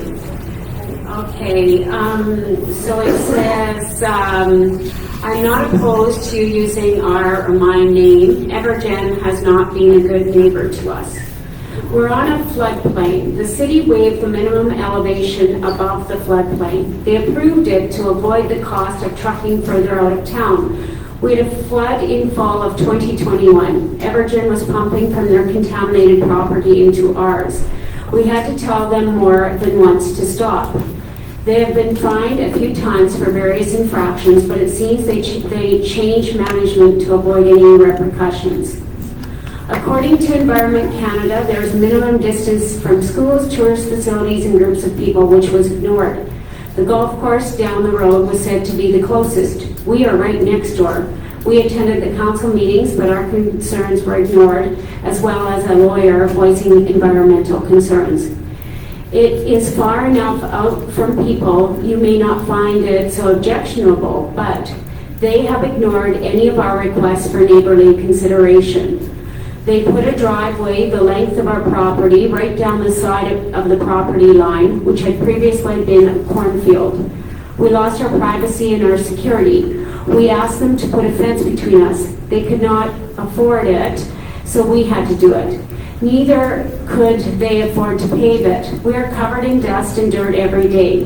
We cannot open a glass slider at the side of our building. Our kitchen, cooking, and picnic area, customers and staff cars are covered in dust daily from many big trucks that speed up and down past our beautiful setting. Pardon me as I rant. We did put up our fence. We had to. Otherwise, it would be much worse. They told us there would be 10 trucks a day. Then they began taking compost from other communities. Now there are many more. The trucks sit outside our kitchen and eating areas with engines running, doing their paperwork and eating their lunch, while our customers sit in the garden area blanketed in dust and fumes. There is a small drainage ditch that runs between us that was always very clean. It now stinks. It was tested and found to contain contaminants above acceptable levels. In the city plans, the affluent was supposed to be routed around their tent and run down the far side of their drive. Instead, it is pumped into the ditch where we had ducks and other wildlife before. We take tours to 12,000 feet to view the beautiful Fraser Valley. We take a lot of pride in our property and facility. Unfortunately, we now have an eyesore right next door. Our clubhouse is fortunately upwind and we don't get the smell very often, but when we do get it, it is disgusting. Rodents are a definite problem. We have had very little problem with rats in the past, but during the flood, our building was the only dry spot and they got under the clubhouse and chewed through all the water lines.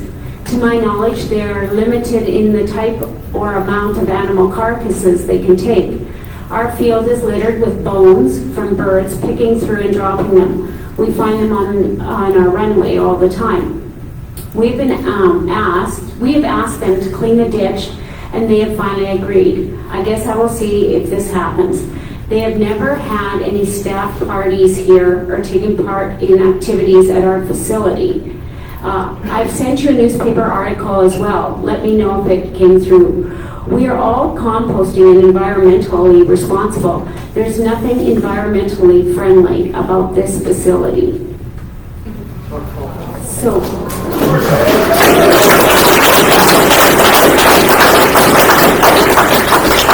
and I believe the alluding to staff parties. I'm gonna guess, the resident that brought this forward, that might have been from the presentation on Wednesday. Okay, and that was the facility where you said you had a good neighbor, and now you were team I've building. got photos of us skydiving there, that I can show you if you really want to see. But I guess, he says he's had very little problems with rats in the past, and there was a flood, and they all went to his barn, right? So we didn't cause the flood.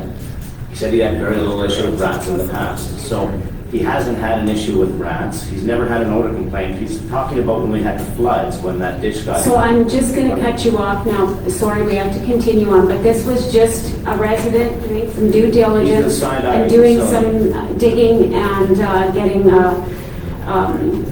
a statement here from a resident or a business. Yes, I'll send that to the RM for sure. Thank you. And next. My name is Randy Sagan. I live in the RM just north of town here. I guess by way of disclosure, I spent most of my career in the Ministry of Environment, various locations and settlements. I noticed in your presentation that you mentioned Ministry of Environment, Ministry of Environment, Ministry of Environment, which is great. That's as it should be. But there are numerous branches in the ministry responsible for various things. Sometimes they overlap, sometimes they don't. The water agency was brought up. They overlap. The Ministry of Environment overlaps with the Ministry of Health, just depending on what the topic is around water and so on and so forth. The one thing that bothered me, because it wasn't mentioned, was there is a branch in the Ministry of Environment whose job it is to coordinate all the other branches in the ministry, as well as with all the other ministries in the government, the Environmental Assessment Branch. So I guess my question is, did you submit your plan for review through the environmental assessment process? Yeah, there's been an environmental assessment level 1 and environmental assessment level 2 completed on the property, and those have been submitted. And so has a determination then been made that you are not a development under the Act? Yes, I guess, we have received official notification. We received 2 documents, at least in the recent past. I'm not sure about today, maybe things have changed radically, but at one time you would have received a document saying very clearly we do not deem you to be a development under the Act, and then a second one, which would be the reasons for the determination. I believe they determined we were agro-industrial because in many places they actually zone these types of facilities into agricultural lands because they see that synergy with ag. So it's basically an ag operation. And that probably would have come from the Ministry of Agriculture. Now this, what I'm referring to is the EA Act, the Environmental Assessment Act. Typically, if you are reviewed by them, they make a determination as to whether you are considered a development or not a development by the definition in their act, which has 6 criteria. If you are determined to be not a development, they will issue a letter, and they will also give a reasons for decision. If you are deemed to be a development, then they will require full environmental impact assessment to be conducted, and will work on terms of reference with the content of that document. Documents usually 6 feet thick. So I'm just wondering, indeed, you did touch base with that. Yeah, we submitted this hydrogeological report and the site suitability report to the ministry. That was the first step. Again, you're saying the Ministry of Environment. Ministry of Environment. The Ministry of Environment has a whole bunch of branches. Which branch was this meant to be? The ones who issue the building permits are different from the ones who look at the water concerns, are different from the ones who enforce game laws, is different from the environmental assessment group, and that's what I was struggling with in your presentation. Yeah, I mean, they put us in touch with the right department there at the Ministry of Environment, whoever is looking after composting facilities, which is a new thing for your province because you don't have a rate written yet. So, and in my time there, we frequently found that there were inadequate or missing regulations, and they would defer to others who had established it. Often it was Alberta. Yeah, that's often they would use their regulations because they've been tried and tested. So if you have those documents, are you willing to share them? I can share whatever we've submitted regarding the site suitability. Yeah, I don't that's have part of the response that says you're not a development. I could share what we got back from the ministry with the various, sure, I don't know if there's anything secret. That's good. I was just gonna say, our contact at the ministry is for Environment Protection Branch. Yeah, and that's different from the environmental assessment branch. Yeah, so that's who my contact is. Now, I'm not sure how they are facilitating that through their own ministry, but that's who we've been dealing with on our end. Yeah, no, I'm not, when I heard about permits being allowed for initial construction and site prep and so forth, that's the group that would handle that. Environmental assessment looks at the bigger picture. It's supposed to include everything from health, water, social elements, the whole nine yards. Anyway, not time, but if you have those documents, I'd be most interested in seeing a working page for that. And I'd be interested in knowing who the officer, the manager was in charge. Thank you. Thank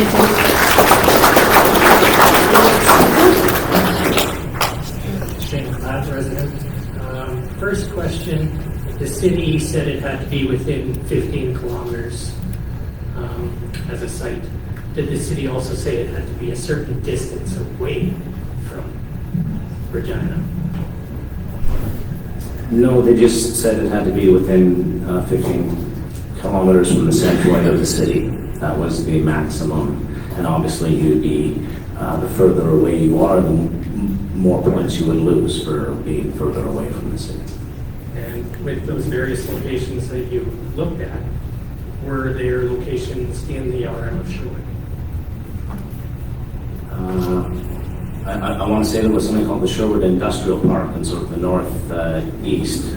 Yeah. Right, and so I did look at a site there. The direction from the city. A little bit. So, yeah, you know, and each of the... Sorry? And not on top of that. Okay, let's wait for the... Yeah, so, questions. you know, that's why we're not discharging, you know, anything to the environment. We're not consuming a lot of water either by recycling the storm water and the leachate. So in a storm, how many inches of rain can your facility withstand before you are discharging it to the environment? So that's I think somebody else had asked that before about the capacity of the cistern. And so what we've done is we originally were going to do a 40,000 gallon tank, which is an absolutely massive tank, but now we're going to a pond. This is just for the storm water that you're talking about. So the leachate is far less, and that goes into a separate, like a septic tank that we recycle.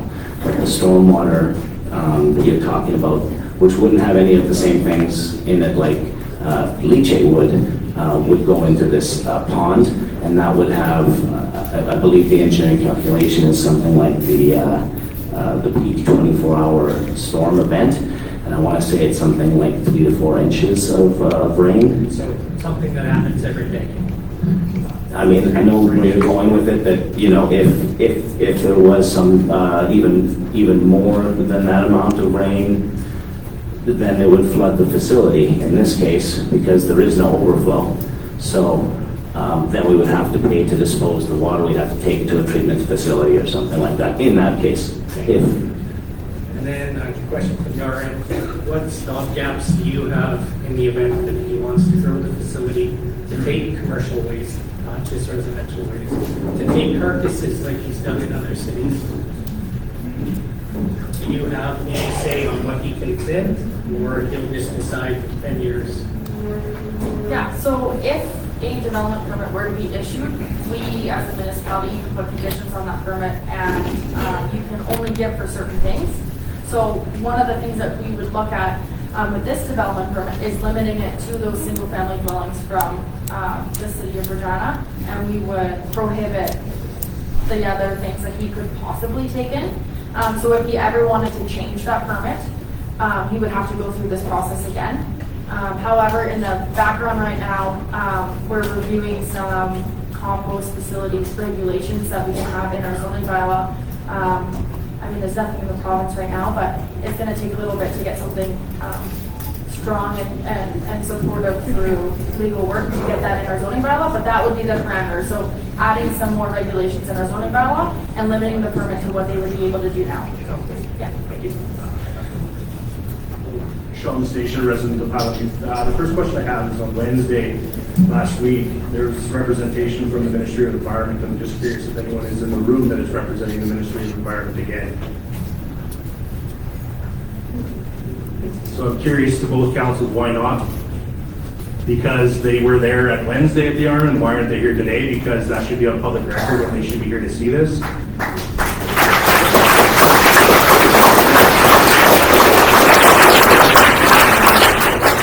I can answer for Pilot Butte. I know that the invitations were sent out.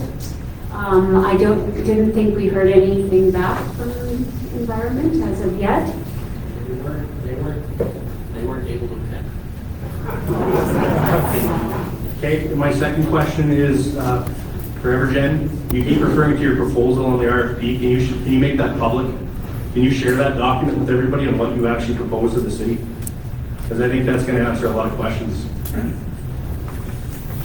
Yeah, I mean, again, it's a huge document, hundreds of pages. I'm happy to share. I put my email up on the last meeting. I'm more than happy to, maybe you took it down. Anybody who's interested, that's definitely something you're more than happy to read. The operating plan for the facility would be more relevant still, because that'll actually... I'd rather have the proposal, because that's what you told the city and that's what got you the contract, because I have a feeling based on what you just did when she said they limit you to single family homes and you reacted to that comment, I'm guessing your proposal isn't just single family homes.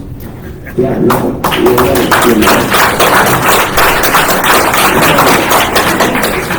All I said with the single-family homes is that we would demonstrate that the facility doesn't have any odor or any of these negative impacts. Obviously, you can pick. There haven't been odor complaints. Even that guy who wrote that nasty letter, I don't know what. I think we'll keep moving Yeah, never on. made no. Yeah. Who is the landowner of Genera? Who's owner of Evergen? Yeah, no, like outside of Pilot Butte, who owns it now? Evergen owns the facility. Evergen's a publicly traded company. Okay, no, that's not the question. I asked who owns the property now outside of Pilot Butte? Who did Evergen buy from? Yeah, no, I'm asking who owns it now. Evergen. Okay, now who did you buy it from? And where is that person? They're here. They came to see a reference facility. They came to Abbotsford to see it. Wait, but I didn't. Yeah. Okay. So they did do the actual investigation that I've opened up to everybody else. It's a lot easier when you've been to see the operation to understand what's being proposed. We'll just keep going with questions. It's kind of a two-part question. So the landowner got quite a bit of money, I'm guessing. I just got asked how much. I don't think that's relevant to what we're talking about here. That's not your business, man. Yeah. No. That's not your business. That's a private sale. Yeah, we'll keep it to relevant questions, please. Cats and dogs? Really? Yeah, really. We teach courses on it, believe me. And we don't tell people to get owls. We put owls in our barns, in the roofs, and the owls, we don't put them there. We put the boxes there. The owls find the home and make it a home. This is trained across Canada. This is not something I just created here. Yes, now we will keep progressing here. Hi there, my name is Andrew Zykowski. I'm a resident of Pilot Butte. I have two questions for Mateo. I think these are a bit up your alley, so they should be a little bit easier for you to answer. My first question is, can you talk a bit more about your pilot project at the Regentum and what were the results of your study?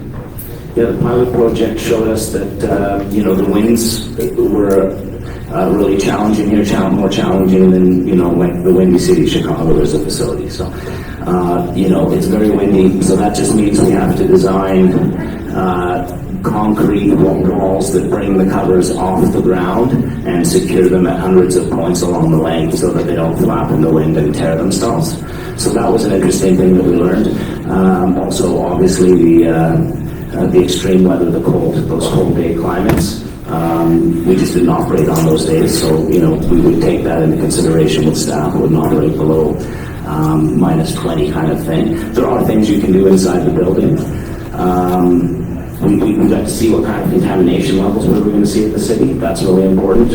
I wouldn't say it was anything, most people have heard about composting by now. Sorry, I just have to cut you off because I see lots of people leaving, and I think all this, the community will want to know. So something that was just shared with me is that it appears that this topic is on your agenda then for the RM tomorrow, but it appears it's in camera. So is it in camera or is it for public?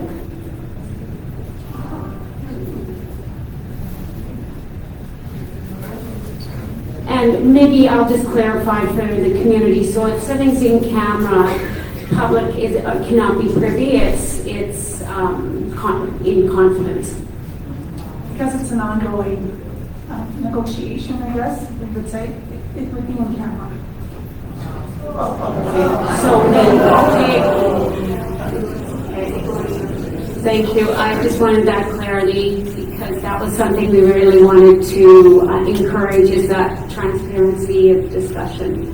So, okay, go ahead. I'll move on to my second question. And I understand you had some constraints with the proposal of 15 kilometers. So when you identified this site in the arm of Eden Mold for the facility, why was this chosen over others, and what were your concerns regarding this location, if there were any? Yeah, so the two biggest highlights were, one, the gravel pits, because that's our biggest feedstock that we mix with. Sand is what we mix with the compost. That's our number one amendment. So the proximity to the gravel pits was positive.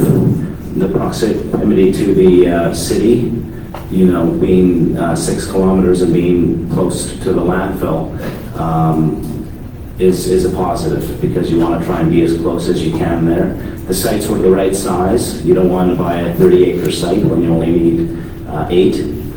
So they were already fenced and prepped and graded, which takes time off our schedule on an aggressive construction schedule. So we're starting with the first 4 acres this year, doing the southern 4 acres next year. Those are the main reasons. Of course, there's the site suitability. We went out to the neighbors and to the RM, and went out to the ministry, and we were given support. We weren't told that no one wanted it here, and if that happened, then there wouldn't be a facility anywhere, because everywhere is going to have neighbors.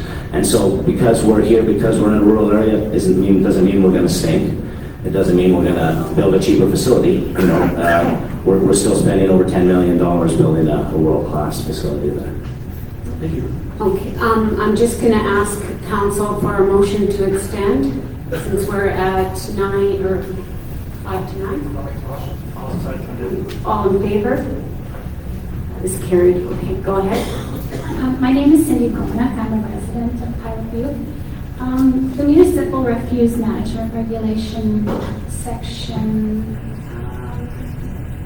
permit application section 6.3 says an application for a permit authorizing solid waste to be disposed of in a waste disposal ground serving a municipality of more than 5,000 persons or a number of municipalities with an aggregate population of more than 5,000 persons is to be accompanied by one or more topographic maps of the proposed sites at a topographic map scale of 1 to 5,000 with a maximum of 2-meter contour intervals, and shall indicate the location and boundaries of the proposed site, including the legal description of land, the proposed landfill area, the projected life of the landfill, any borrow area, a typical cross-section of each proposed cell, the access road, the on-site road, the grades for proper drainage, the proposed fencing, the site security, proposed hours of operation, method for control of litter on adjacent land or water bodies,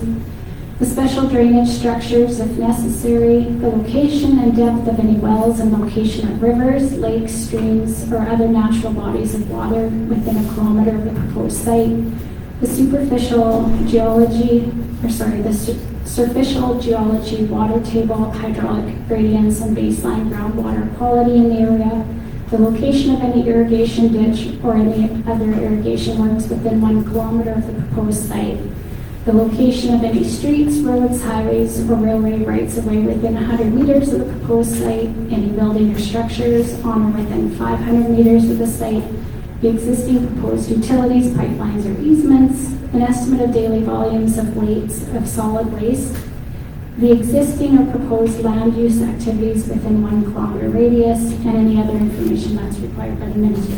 Has this all been put into the permit? Yeah, I think when I'm hearing solid waste disposal and cells, that sounds like for a landfill. We don't have any of those. It also says in another regulation I have here that compost facilities are considered a waste management facility and must comply to setbacks and... Right. So, I mean, most of what you've talked about, I wrote down stormwater, contours, security, fencing, drainage, aquifer, all that. I mean, that's all on our engineering plans. Yes. That's in that's all in the ministry's already seen a copy of the 90% package, but the final package is being submitted before the end of July. Okay, and that'll have all that information that will be available to the public? I don't see why not. I mean, I don't have anything, there's nothing to hide here, you know, I mean, there's a bunch of designs that look after all of the things you're concerned with. Obviously, you know, you can cherry pick a moment in time where there was a flood, the facility was impacted in Abbotsford, it did have an issue, it's been dealt with, but, you know, it's been open for 10 years and there hasn't been an order complaint. That's all I can say. These things you're bringing up, yes, I have no problem sharing any of our documents. You know, so just send me an email, or you can go through, if you'd like to go through the RM, I can submit to the RM because they're all going to be going to the RM anyway. So I don't mind them sharing them. Okay, and then the other question I have as far as the design and operations plans. So that you said the site suitability report has been developed as well as the design plan, operations plan. The operations plan contains a lot of detail that is required of it, such as details of the operating process and general instructions as outlined by relevant best management practices, not limited to the site plan with well-marked operational areas, procedures for minimizing nuisance such as noise, dust, litter, disease vectors, and insects,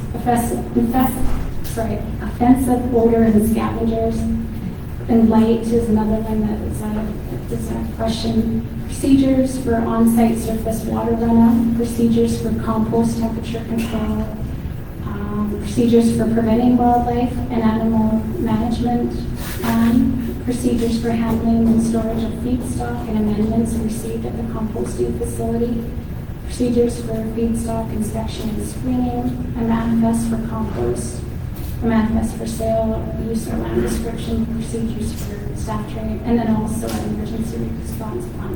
So all those procedures and all that information will be detailed in your operations plan and will also be available that we can see.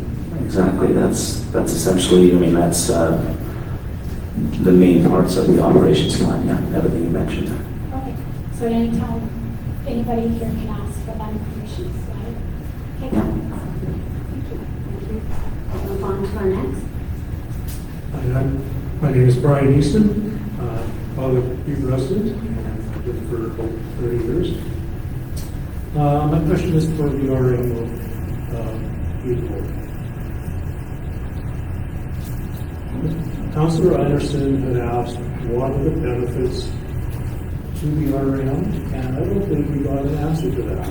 What are the benefits to the RM of having this compost facility in your RM?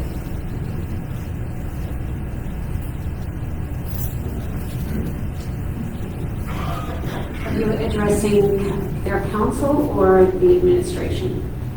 Whoever would like to answer that. Yeah, it's a difficult question to ask and answer. We don't always, when a development permit comes in, ask the question, how does this benefit the RM? A lot of the times it's if it's a permitted use, if it's in residential land, commercial, industrial. If it fits our zoning, our OCP, our policies and procedures, we go through the process and we grant approvals. So there isn't always a value question added to every development that comes in. Okay, is there going to be some discussion with council on what potential benefits there are and what potential non-benefits there are? I think the non-benefits are the concerns. When reviewing development proposals, like Clark said, we don't go into the how does this benefit us, we go how does it comply with our policies and bylaws and things like that. And then of course, what's the impact and the concerns? And we go through all those considerations. So those conversations will be had with council. But the question of how this benefits us may not be posed. And the reason is what? That you don't pose those questions? Yeah, we don't. We wouldn't evaluate a business whether or not it can exist in the RM as to whether we want it to, as long as it complies with our policies. We're not judge, jury, and execution of a private business that builds their building according to a building bylaw. We wouldn't step in and say we want a better building, unless that development has architectural controls. The developer can do that, but we have policies that we abide by. Thank you.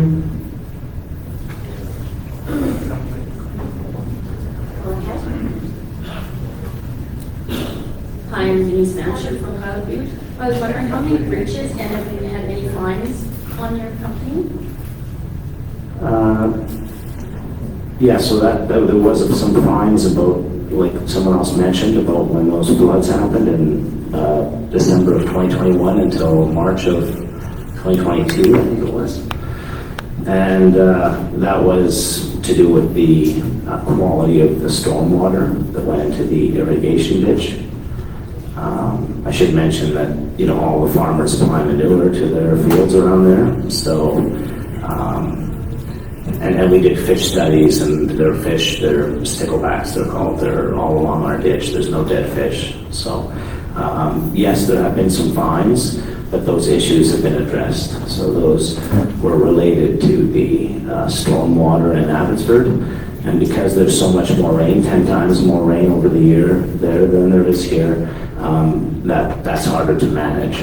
So they've now built a whole stormwater treatment facility with denitrification and huge storage ponds and aeration curtains and solids removals and filters. So, they've now managed that. Everton's now managed that issue, but so not to say no facility has never had an issue. I think I brought it up before that we had a windstorm and the roof blew off one of our buildings.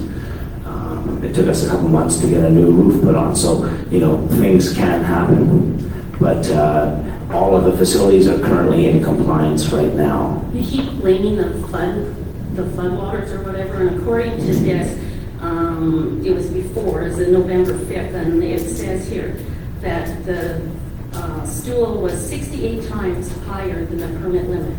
The E. coli levels were nearly 40 times higher. And this was before you're talking about the floodways. Yeah, so... and they're talking about the water after, how it was all. I mean, so I don't know which one you're referencing, but, they're like I said, the farmers apply fecal to their fields. So if you test the ditch after they've done that, you're going to have a high fecal count in an irrigation ditch. This is not like you're dealing with. This isn't drinking water. This is an agricultural irrigation ditch. So, I don't know. I guess that issue, what you're raising, was an issue to do with the stormwater, and it's no longer an issue. It took a couple of years because there was quite a lot of infrastructure that had to be built. But Well, this was just this 2020, 22, I think it is. Yeah. So there's still lots of water issues and stuff going on, but it's not going into there? No, I mean, every site is different. Sea to Sky Soils, for example, has never had any of those issues with water. Neither has Chemainus or some of these other gore cover sites. Abbotsford is just, for one, it's in the Matsqui Prairie, they call it, or Matsqui Flats. So when the Fraser River level rises, the groundwater level rises, and we raised our site significantly, but it's still flooded on that, that event where there was that article. I guess, for every negative article, I could bring up 10 positive articles. I have 50 letters of support from all the neighbors around the facility. I'm surprised actually that Skydive owner wrote that. I don't run that facility anymore. I haven't run it since 2020. So. Okay, I know we've got a few more questions, and some are online now. So I just want to give the online questions a chance, or the people online, so they can present their questions. So I believe, Tracy, you're going to bring them to us? Are the results from the Regina pilot program going to be shared with the RM residents and those communities that will be affected prior to considering the approval? And will those results, this is sort of a two-part question, will those results do studies based on the soil content that is currently in Regina, being that it's clay, and sand that's here? Yeah, I guess the best way to look at the results of the pilot project are the quality of the compost that it produced. So we did do compost sampling of the compost that we put through that process, so we could make that public. I mean, that it made a Class A compost like we expected. Really, we were more interested in studying if the residents would have issues understanding the literature, the program, or if there was a specific neighborhood that would contaminate more than others and what they would put in the waste. So they were looking at that. Obviously, we track temperature over the duration of each of the heaps, and we had no problem with the process. But I think maybe what you're referring to about the results from the pilot, I could share those soil tests. And how do you feel that will change based on the different types of soil? Because have you done testing in the sand? Yeah, no, that's maybe a little bit of confusion there. So when I was talking before about the soil, I was talking about the subsurface soil, that we have to build on top of. So on the landfill, any leachate would have been contained by the landfill liner, so we didn't actually have to be on concrete or asphalt.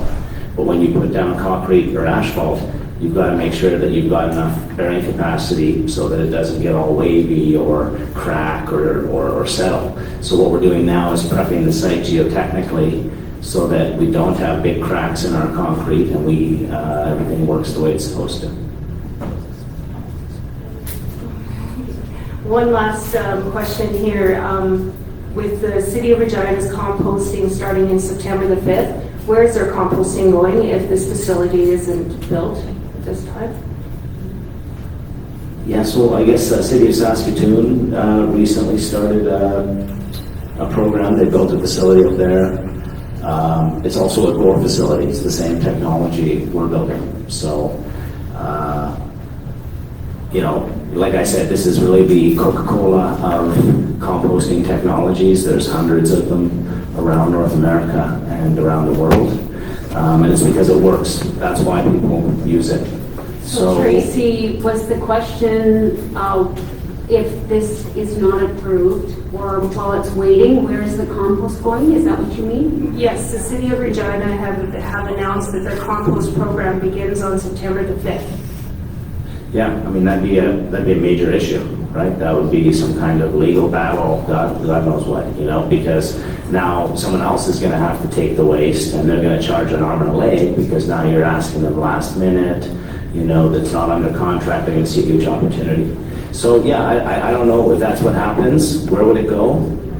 Back in the landfill? Who knows? Okay, we have, I think, one more person back. Two. Okay, go on. I think there's a gentleman behind you as well. just want to make a statement here. First of all, to the owner of the property. Let's keep it, no, we can't. No, That's not for you to target somebody here in the meeting. No, I want to keep this discussion with the RM, and you can have conversations after council, but otherwise I will actually ask you to step down and have a seat. I have no problem with somebody making some money. I'm avid in recycling myself. Okay. That's all I wanted to Okay. say. And, thank you, and I do appreciate you. I have a few more questions. So the same number of trucks are already going to the dump for Regina, and we're not going to service Butte, so they're going to poop in our backyard, but we are going to be able to use the recycle thing. So this is a compost facility for Regina. So that doesn't seem fair. If it's in our backyard, in our RM, we should be able to use it ourselves. And are they, for their human sewer, are they going to build what do you call it, a pit, or are they going to tie into the sewer line, our sewer lines? And then will it probably increase the heat in our area a little bit, and it's already hot enough. And if it wasn't approved, why are they already building? Isn't that illegal? Go ahead. Well, yeah, I just wanted to say, back to the benefits. We are looking for, people to work at the facility. If you know somebody, they would help make sure it is run properly. It could be one of the people in this room. We're going to have great jobs. It's usually a great place to work. We're leading great retention. We're looking at loader operators in the sort of $30 to $40 an hour range. Plant manager will be making, a six-figure salary. So we have good jobs at the facility, and then we have labor positions. You don't need any training. I'm just gonna move on to our last speaker. Sorry, Cindy. I know we have lots of great questions, but I'm gonna have to move on. Yeah.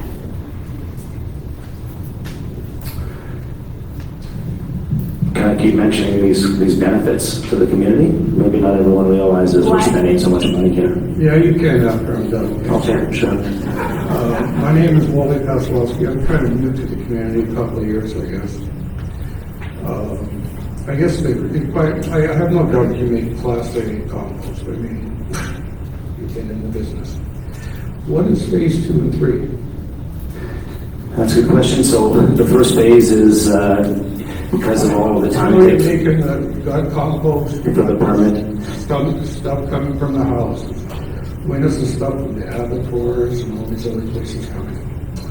There's no, industry here. Phase 1 means there's phase 2 and 3 somewhere in the future. So somebody else had mentioned, what about the community here? Why don't they get to compost? So that would be phase 2. Okay, are you looking at taking product other than household waste? No. In any future phases? Normally, once these facilities get built, yes. Restaurants, grocery stores, clean commercial food waste would be something that you could still make a certified organic compost from. We won't take biosolids, manure, sewage, sludge, that type of stuff. Animal products? Ag waste is an interesting category. It's very clean. There's no plastic. Are you going to be taking animal byproducts? I don't really know what that would be. If it's a cow, no, because that's federally regulated. Animal byproducts? Yes or no? There is a schedule of everything that we're allowed to take, and I'll tell you that if we're allowed to take it there, then I could take it at some point, yes, if we're permitted. But usually you'll say this is our capacity, and then if you want to grow by any amount, you have to go back to the ministry for a new permit. So it's not like we can just start taking animal products tomorrow. Pardon me? We're back to the RM for land. Both, yeah, we would need, if we were going to change the design or expand the capacity, obviously we wouldn't do that if there was issues.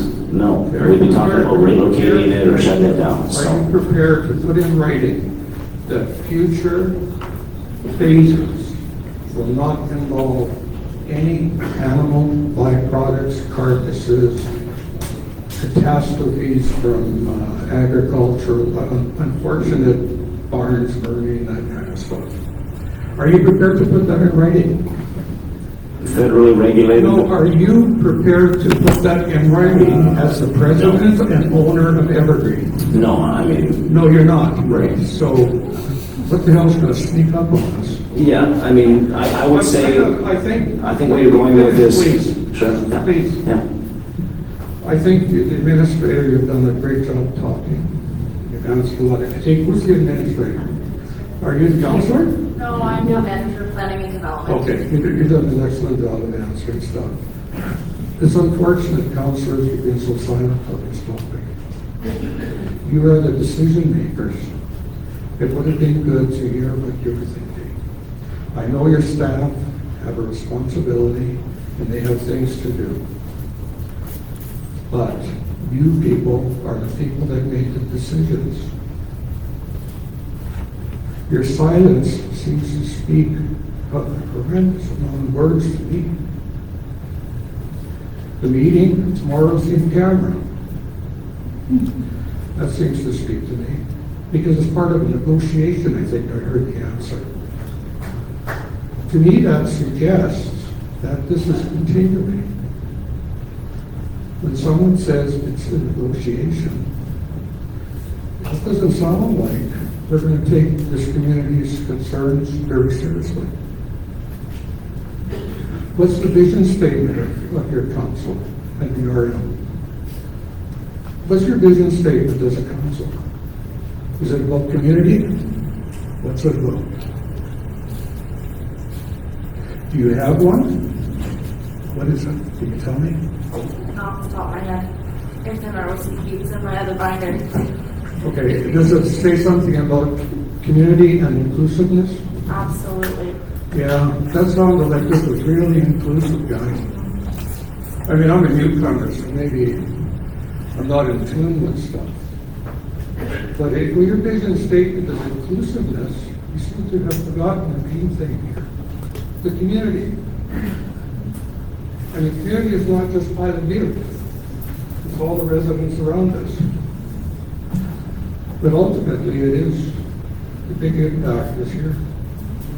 I think I'll say it here, we take this serious. The council, we came and we're listening to all the comments that are coming out, and definitely we are taking it serious.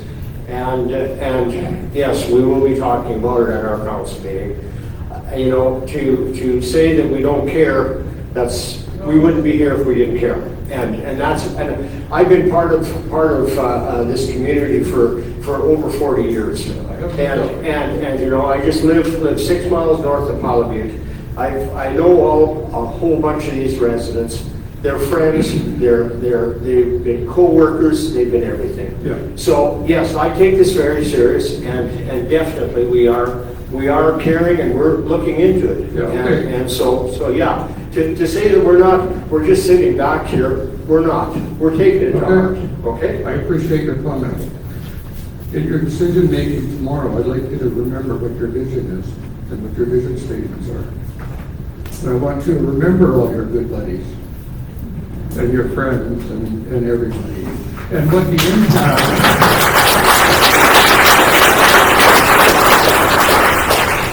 impact is on your grandchildren and your great-grandchildren. I have no doubt you make good compost, and you should be allowed to make it, but I'm sorry, not here.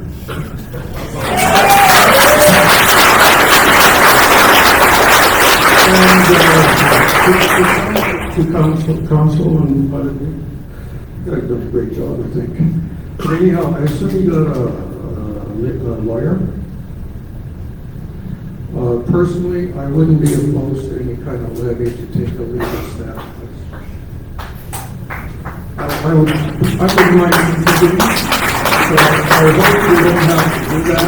I hope we can do this in a rational, mature adult kind of way. Because I have a feeling, I think you're serious. But it's kind of a mistake to give them a permit to start moving dirt. I And this wasn't approved yet, apparently. Or has it been? It's strange you took a chance to start moving dirt. I know you're under a lot of pressure. And I know if they back out, you're going to have a legal team coming at them so freaking hard, they won't know which side is up because you've got a big corporation behind you. Take care. I don't want to hear anything about the other story or anything like that from your compost. No. But good luck to you, buddy. Okay, thank you very much for your comment. I'm going to take one more speaker. Sorry if anyone else lines up. I have to call it to an end because I do have some remarks I need to add at the very end. But I can always come see you after. Brad Brown, Town Forum newspaper, my name, just not too far east of here, just for those not from the area.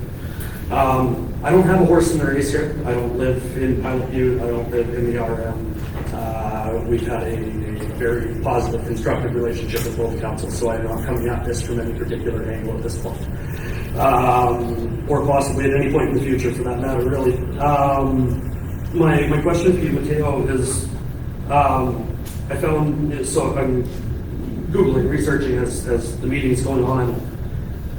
It appears the largest shareholder of Evergen is a company called North Bank Capital Management. Is that correct? They hold about 10 or 11% of the company. Is that?